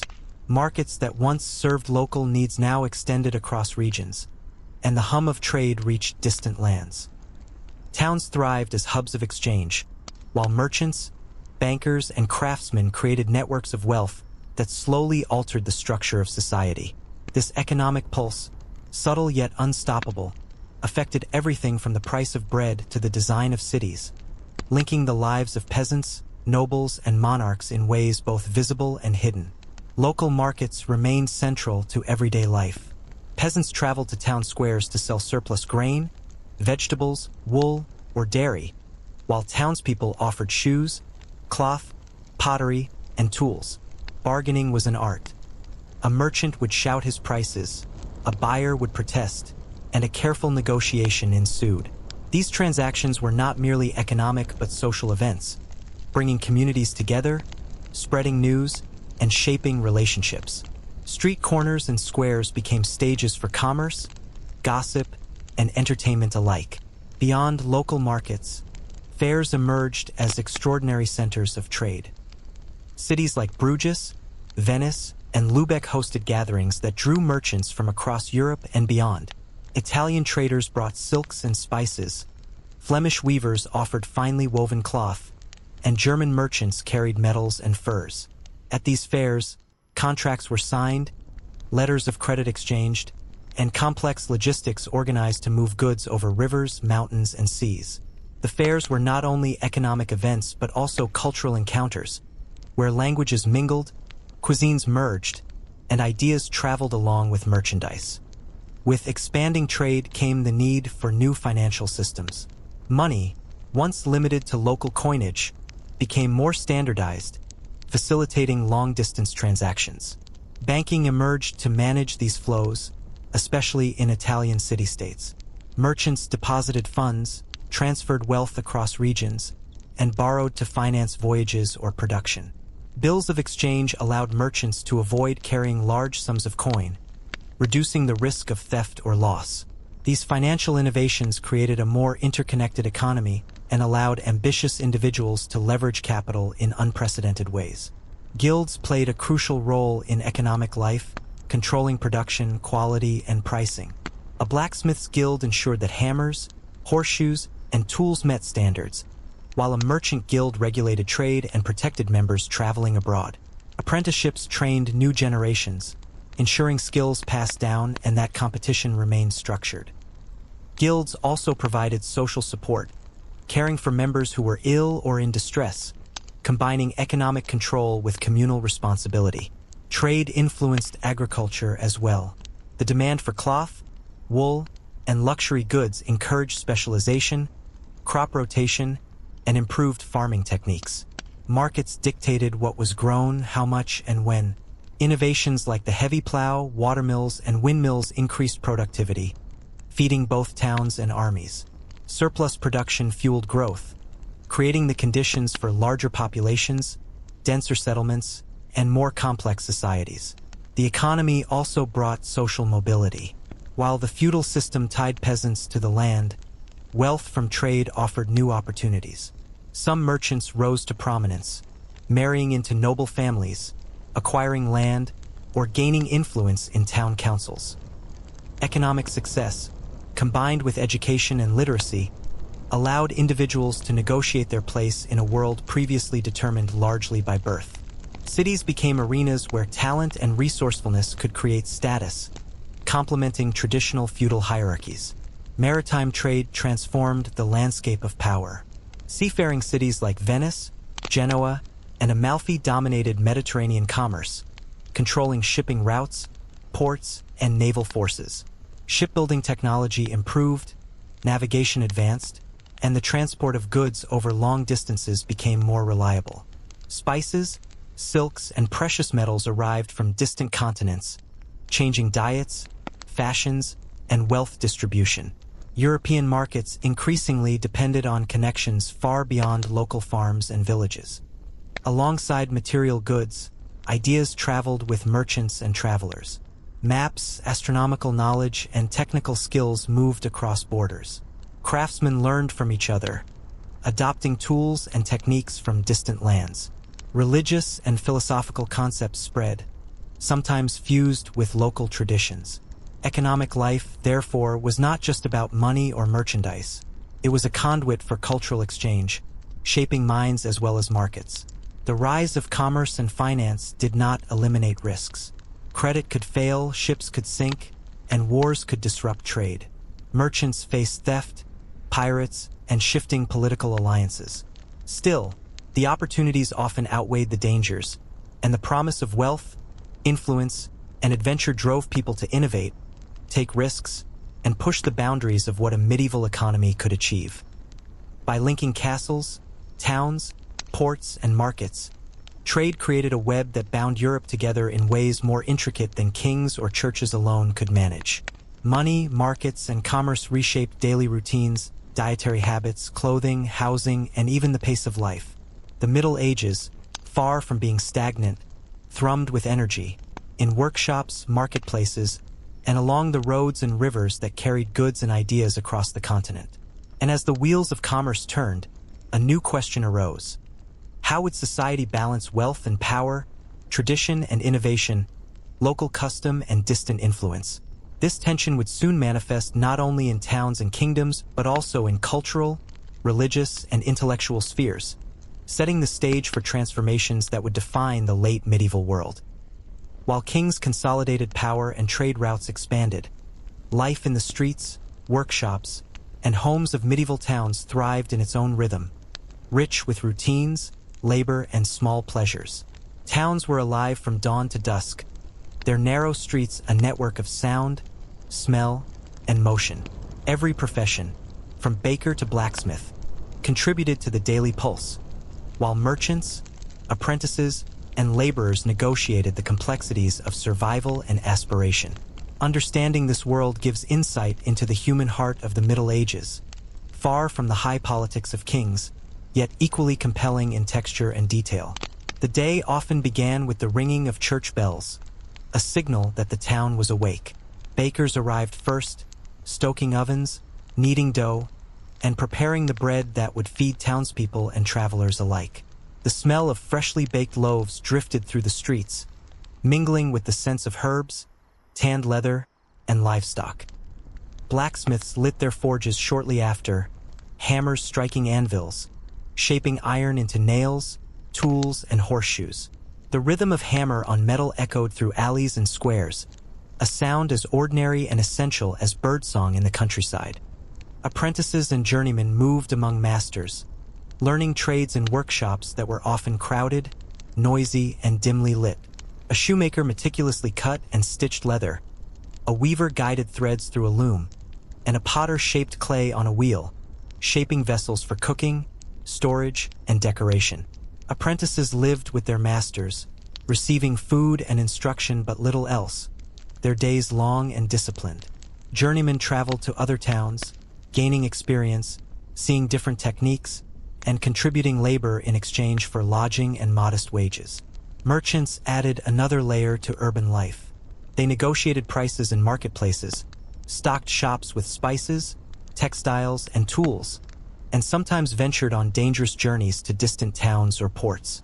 Letters of credit, coins, and goods all moved through their hands, connecting local economies to broader European and Mediterranean networks.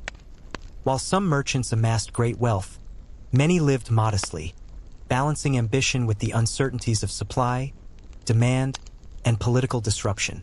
For ordinary townspeople, survival involved careful management of resources. Housing was compact, often a single room above a shop or workshop, with wooden beams, thatched or tiled roofs, and small windows. Food was simple: bread, porridge, vegetables, occasional meat, and seasonal fruits. Ale was a staple beverage, safer to drink than water in often contaminated urban wells.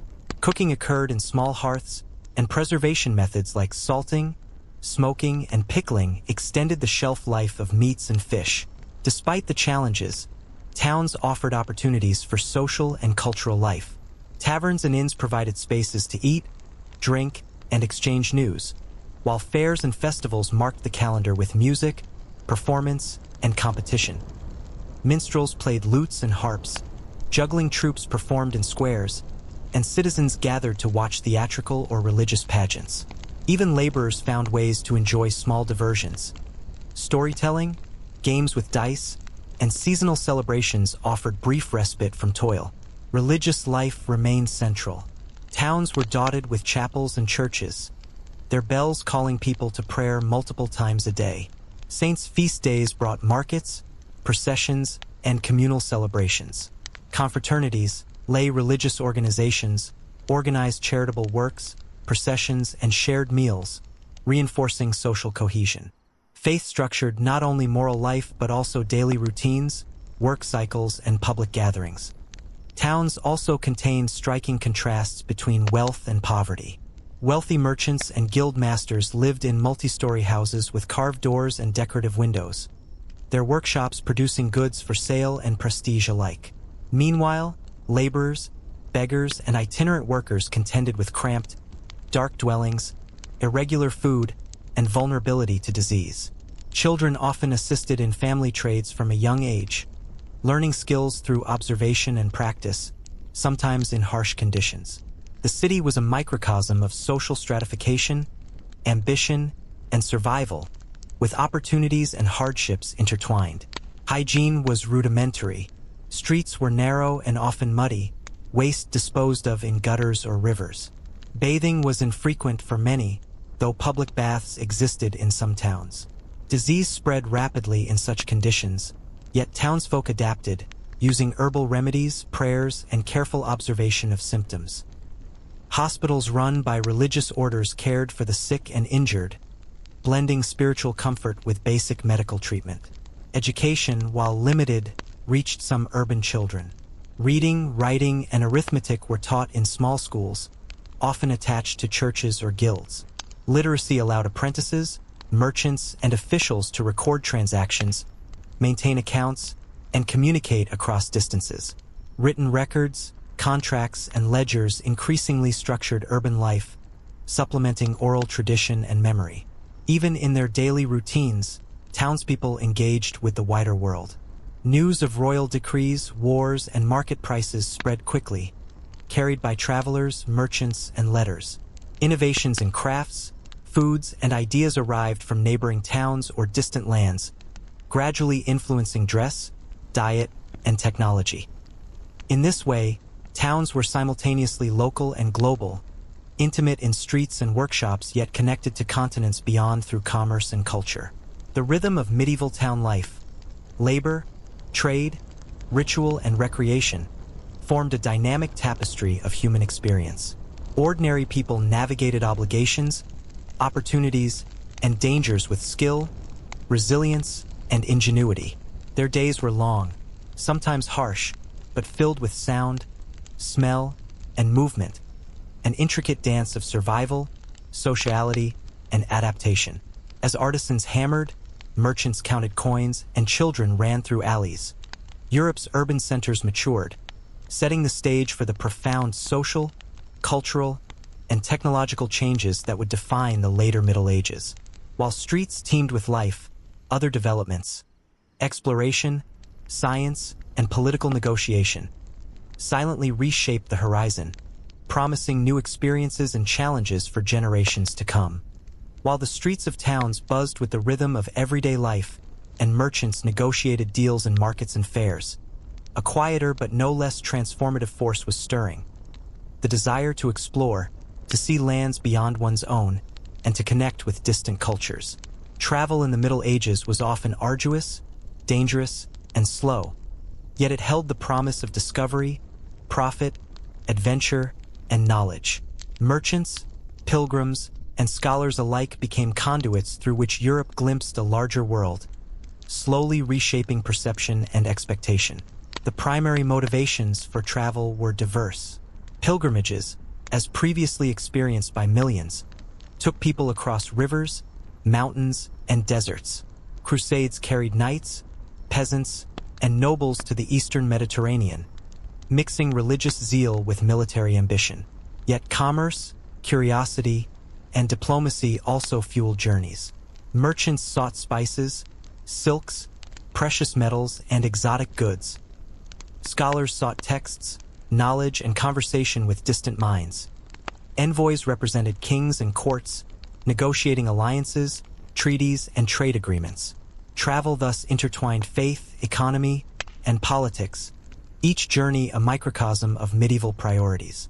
The roads themselves were formidable. Rivers offered relatively safe transport, but ferries and bridges were limited.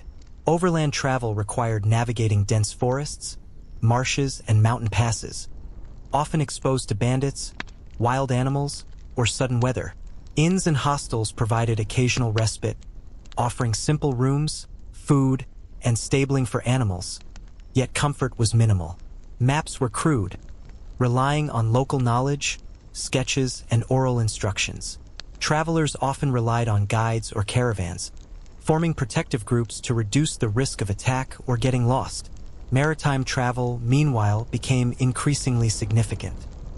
Seafaring cities such as Venice, Genoa, and Amalfi dominated Mediterranean trade routes, constructing ships capable of transporting goods and passengers across the sea. These vessels varied in size and design, from small coastal boats to large galleys carrying cargo and soldiers. Navigation relied on stars, compasses, and knowledge of winds and currents.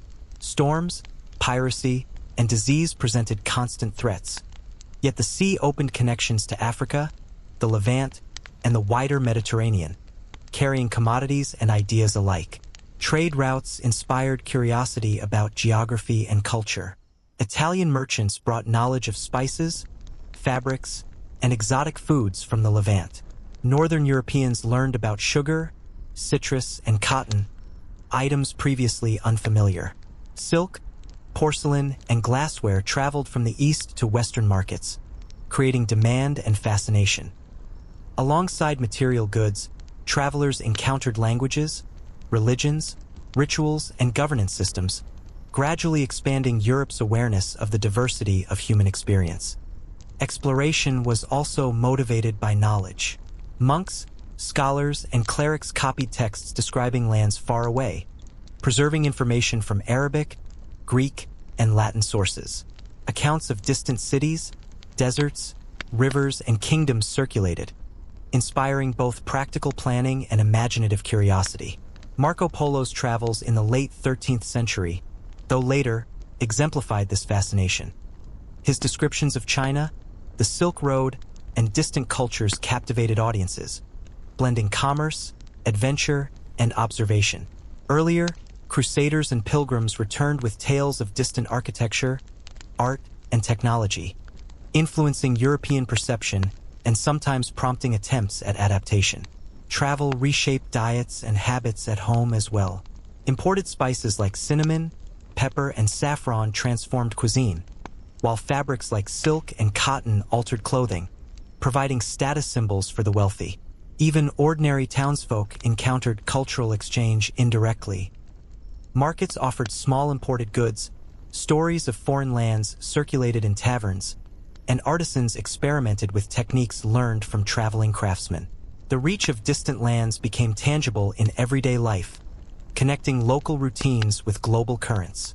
Diplomacy and intelligence were intertwined with travel. Kings and nobles sent envoys to secure alliances, observe military strength, or negotiate marriages. Monks and clerics traveled to acquire manuscripts or establish religious networks. Each journey contributed to a growing European understanding of geography, politics, and culture beyond familiar borders.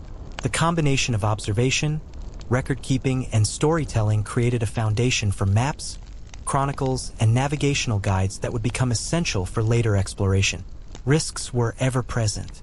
Bandits, storms, shipwrecks, and illness claimed countless travelers. Caravans could vanish in deserts or forests, and merchants might lose entire fortunes to theft or market fluctuations. Yet the potential rewards, wealth, prestige, knowledge, and experience were compelling. Communities celebrated returning travelers, often rewarding merchants, pilgrims, or envoys with civic recognition, while tales of danger and survival inspired both caution and admiration. Travel also fostered a subtle shift in mentality. People became aware of distant lands not as abstract or mystical, but as real places with inhabitants, laws, economies, and cultures. Curiosity, practical necessity, and ambition combined to create a more outward-looking society, one that increasingly imagined the world as interconnected. Education, architecture, and commerce all absorbed these influences, from the design of towns to the availability of goods and the transmission of ideas.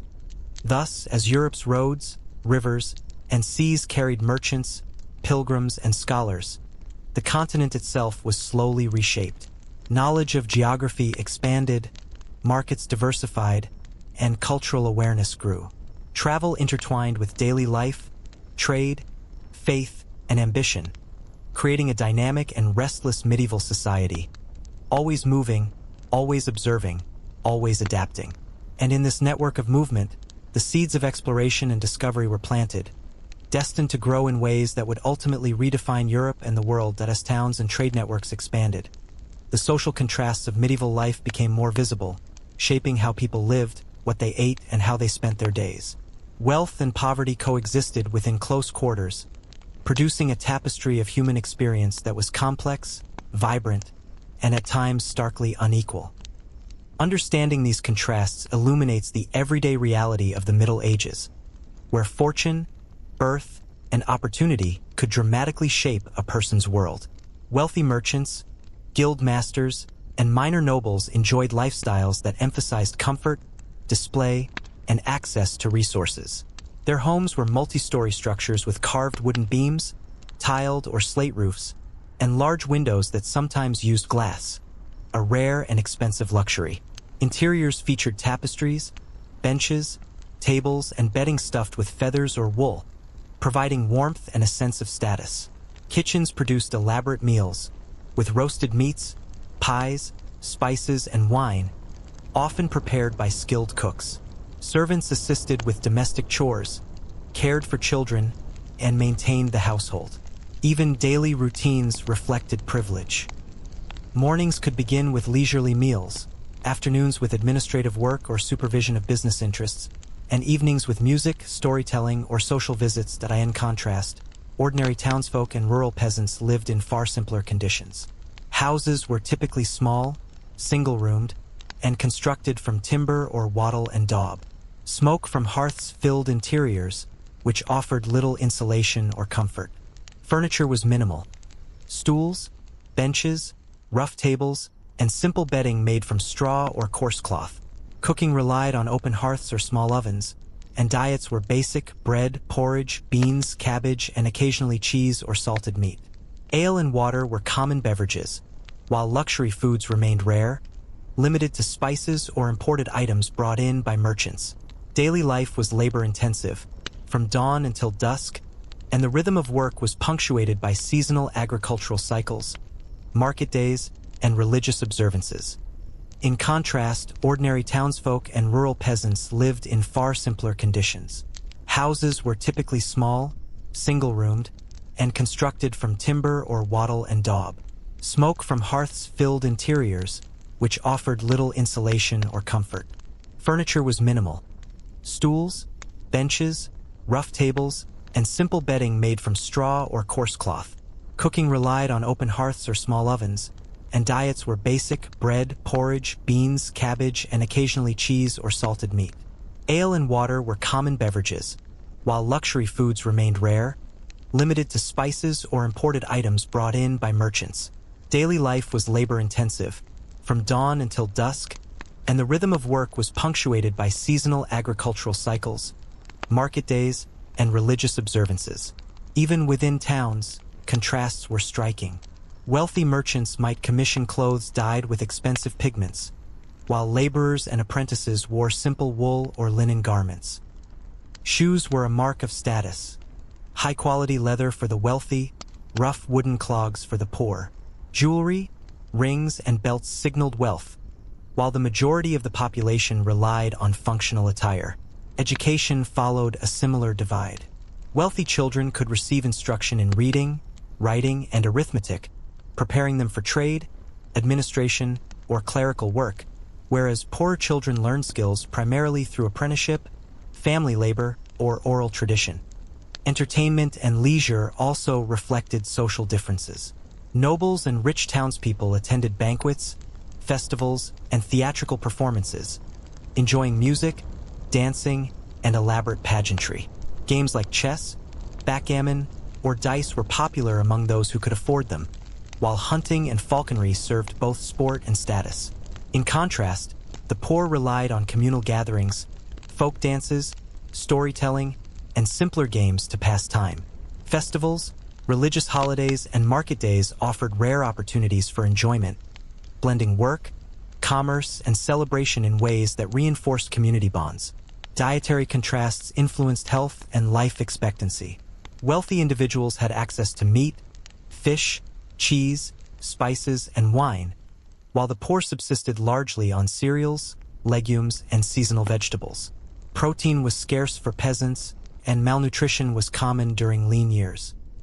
Illness spread quickly in dense urban areas, yet those with resources could afford care, herbal remedies, or travel to healers.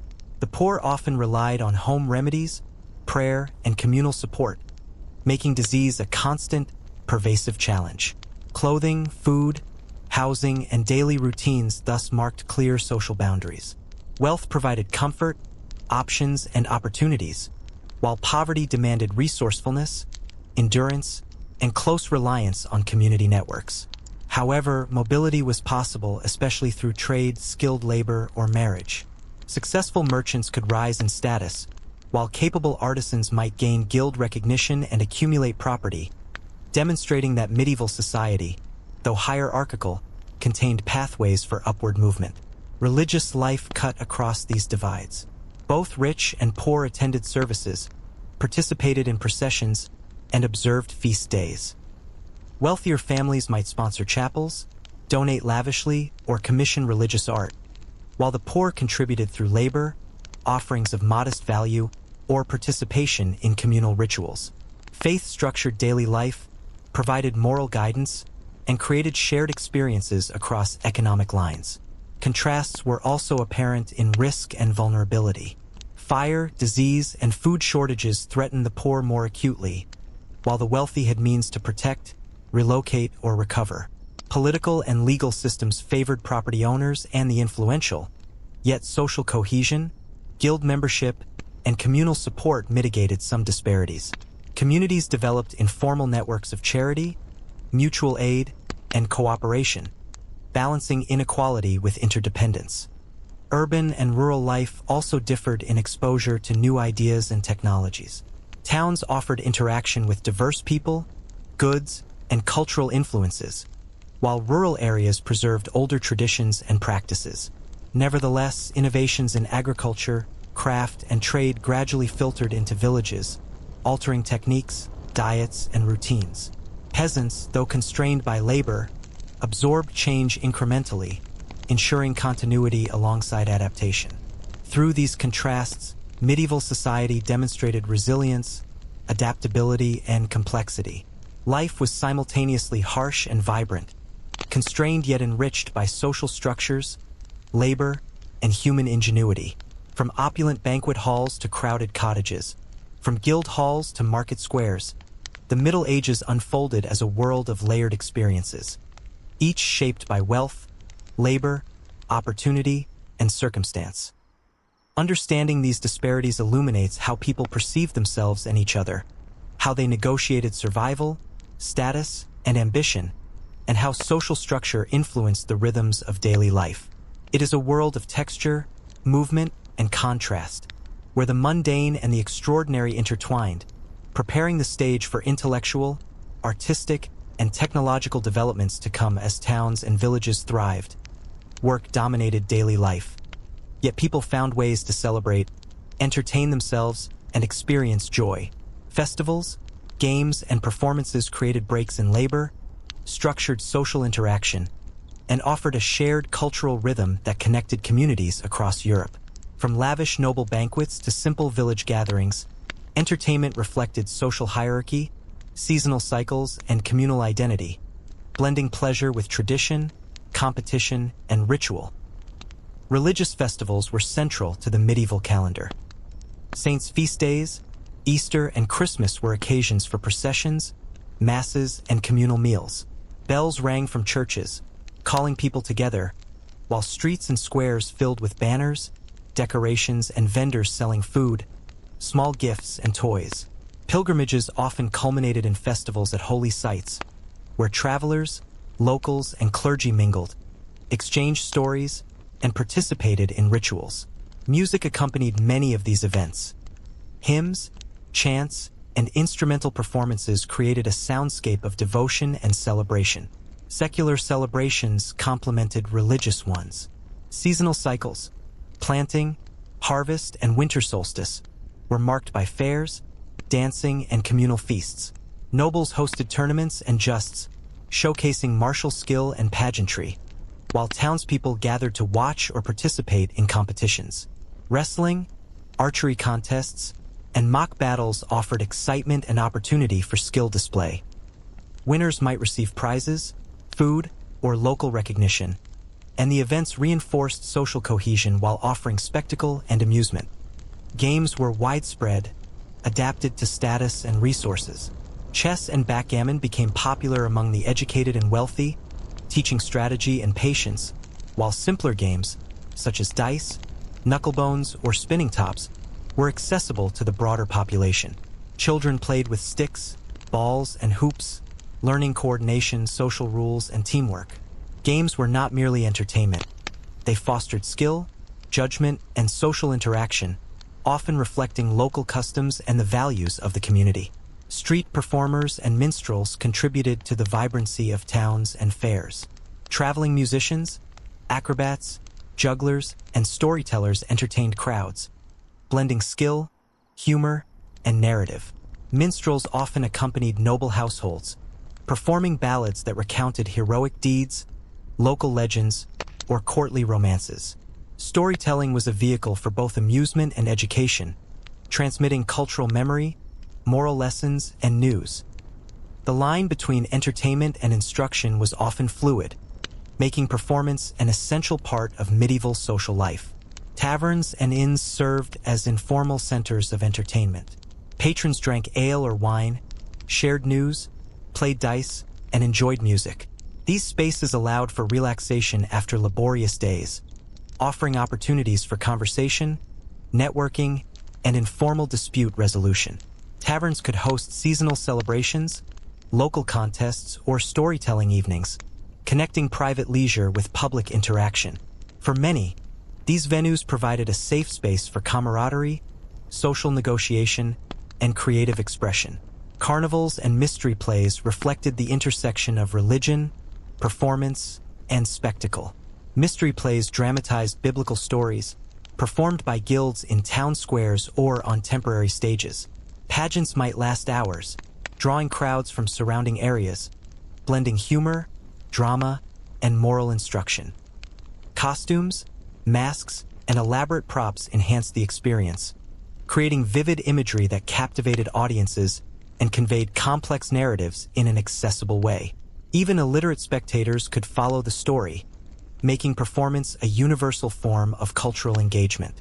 Music accompanied daily work and special occasions alike. Laborers sang while harvesting or grinding grain, monks chanted in monasteries, and musicians performed at feasts or ceremonies.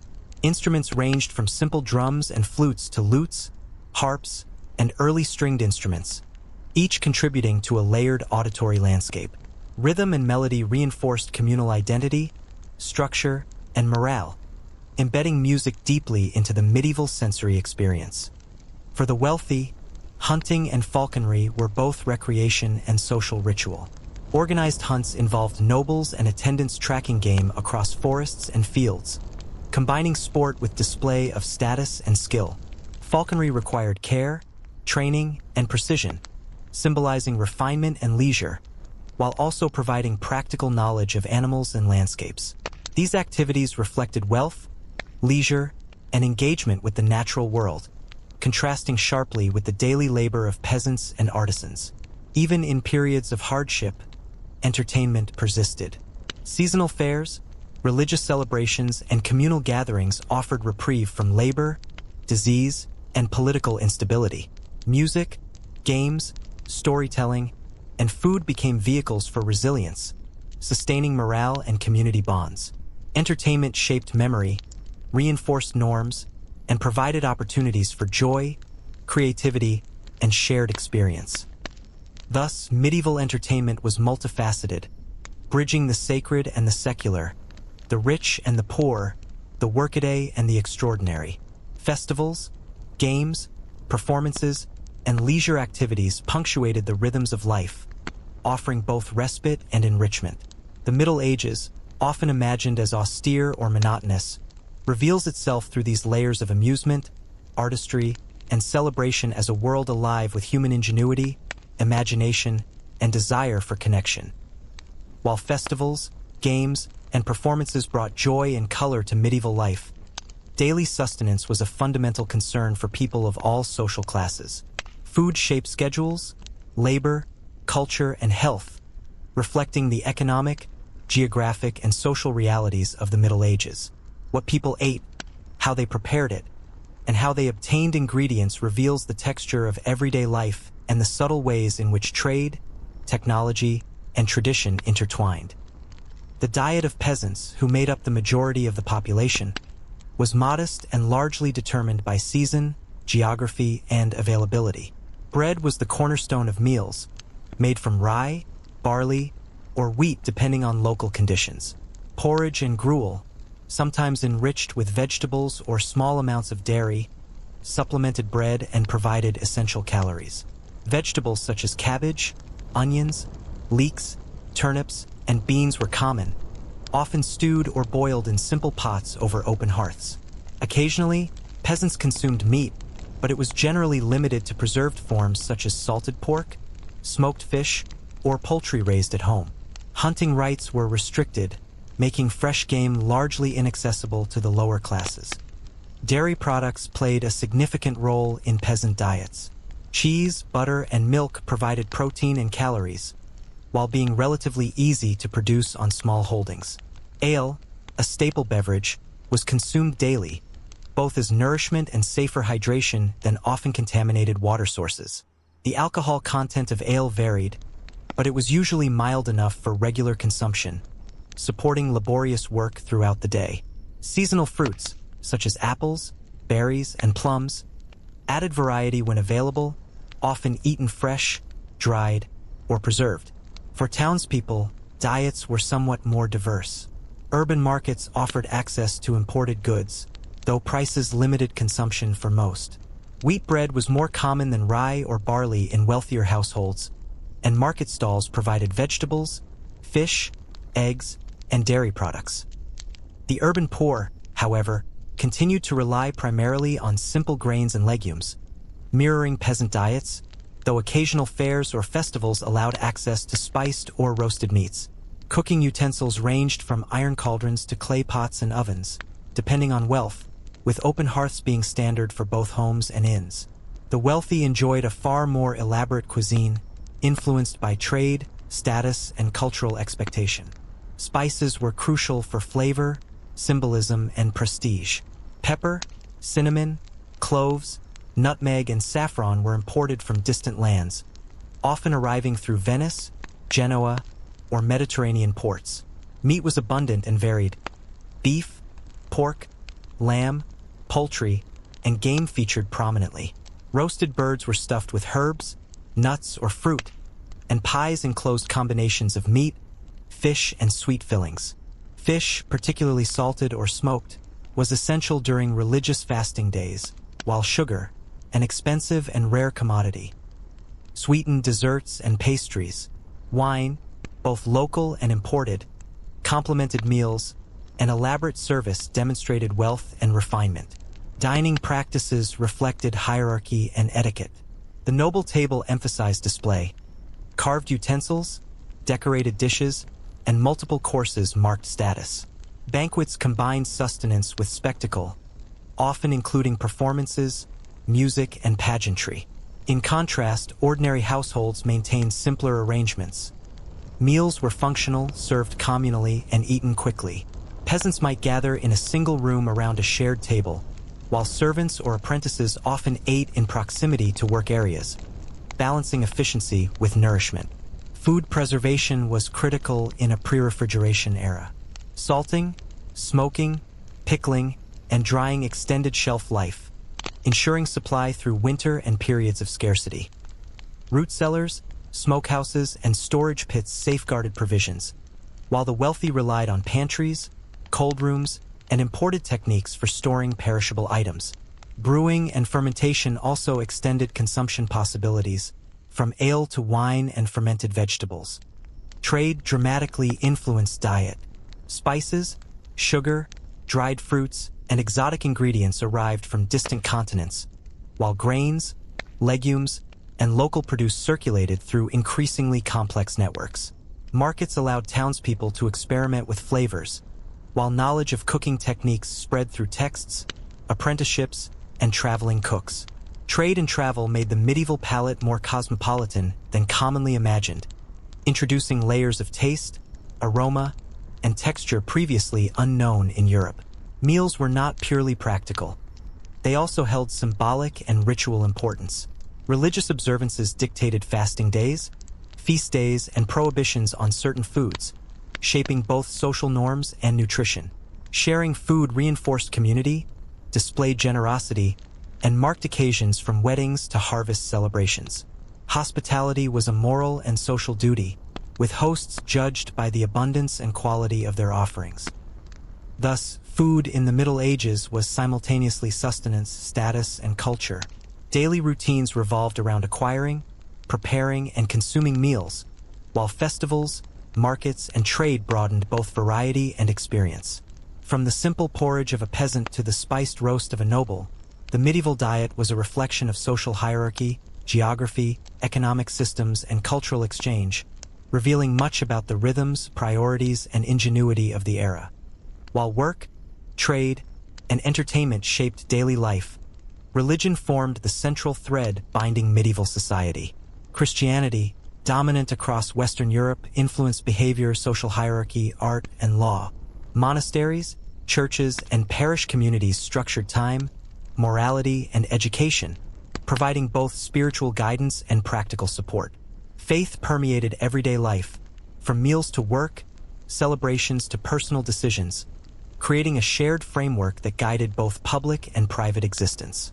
Monasteries were more than religious centers. They were hubs of learning, agriculture, and craftsmanship. Monks and nuns adhered to strict schedules, balancing prayer, study, and labor. The Benedictine rule, for example, emphasized ora et labora, prayer and work, structuring the day with multiple hours of communal worship.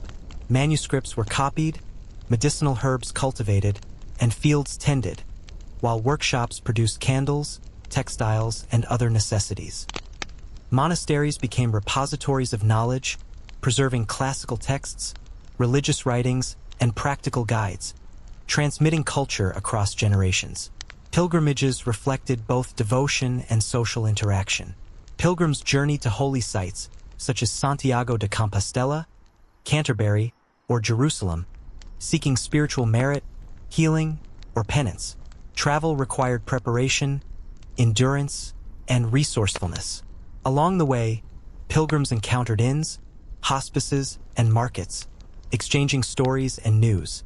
Pilgrimages reinforced faith, built community, and linked distant regions, creating networks of religious and cultural connection.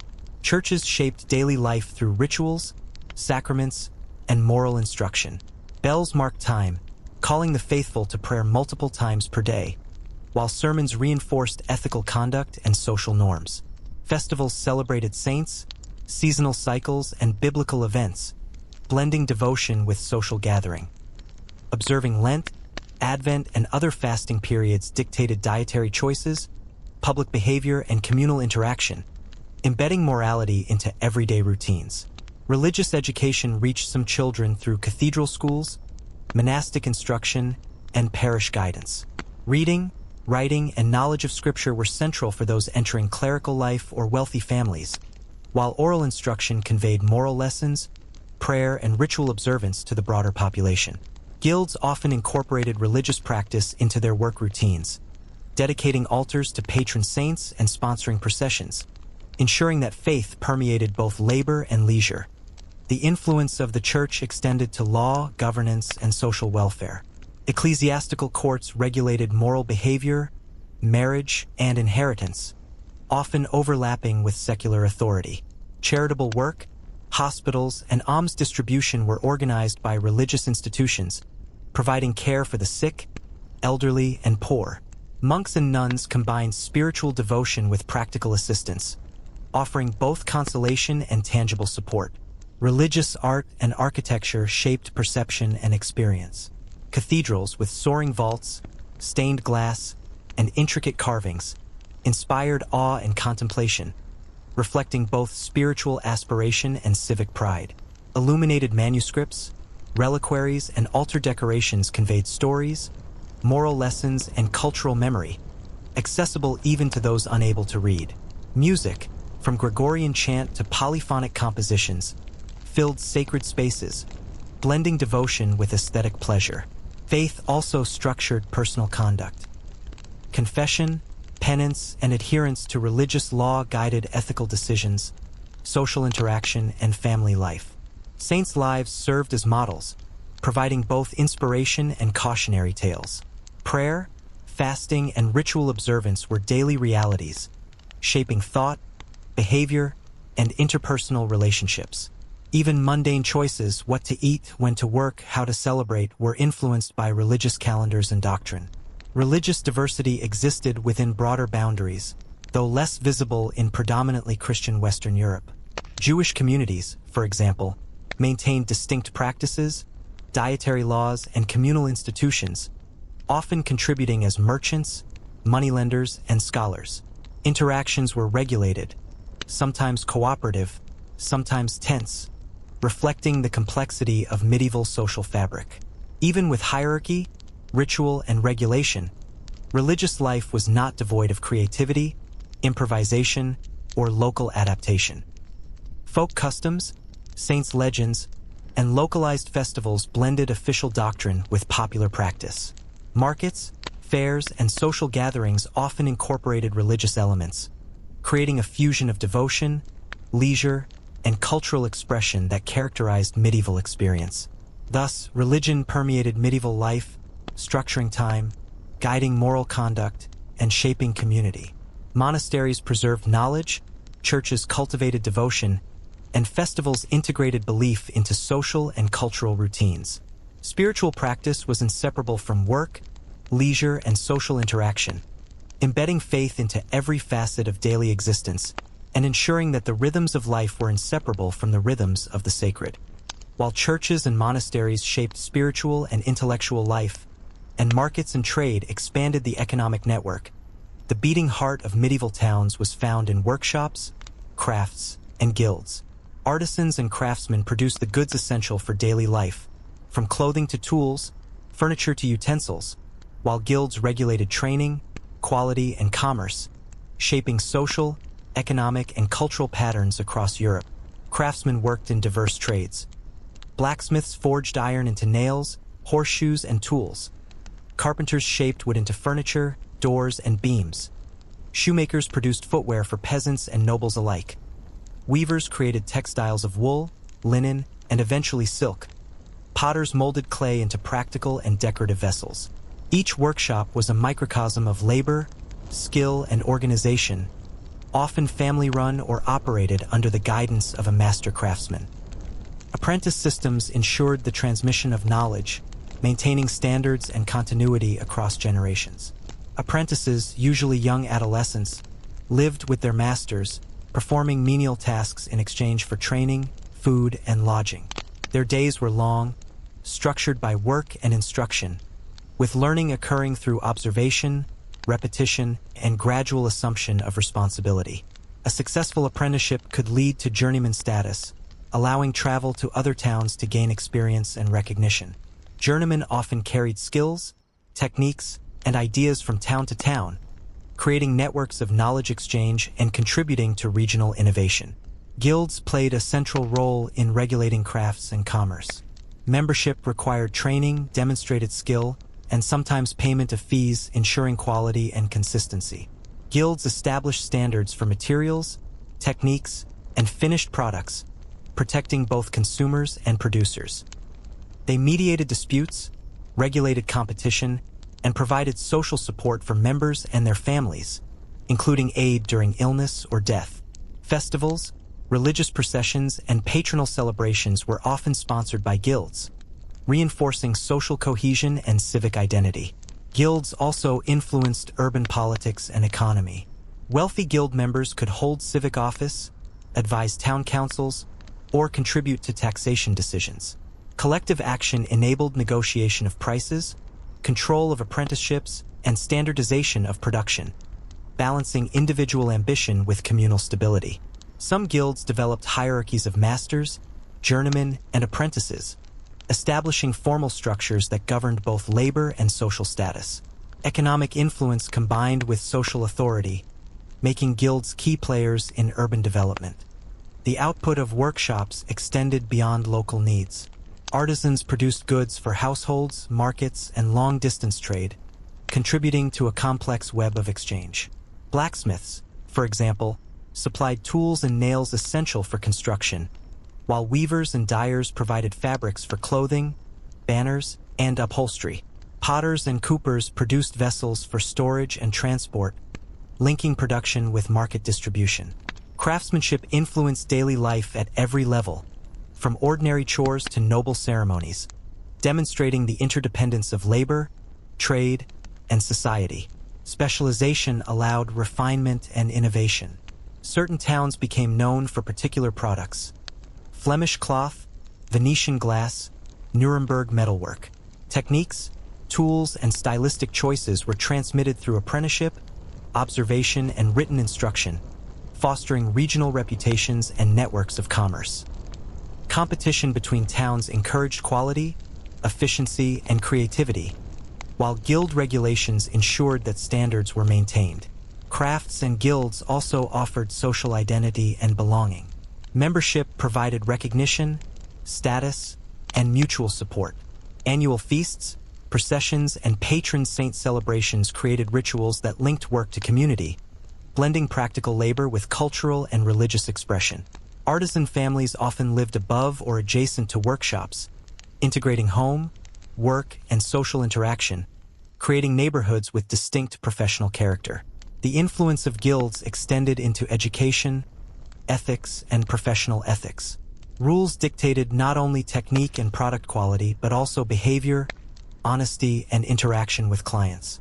Workshops became training grounds for both skill and social norms, embedding moral and practical guidance within the routine of labor.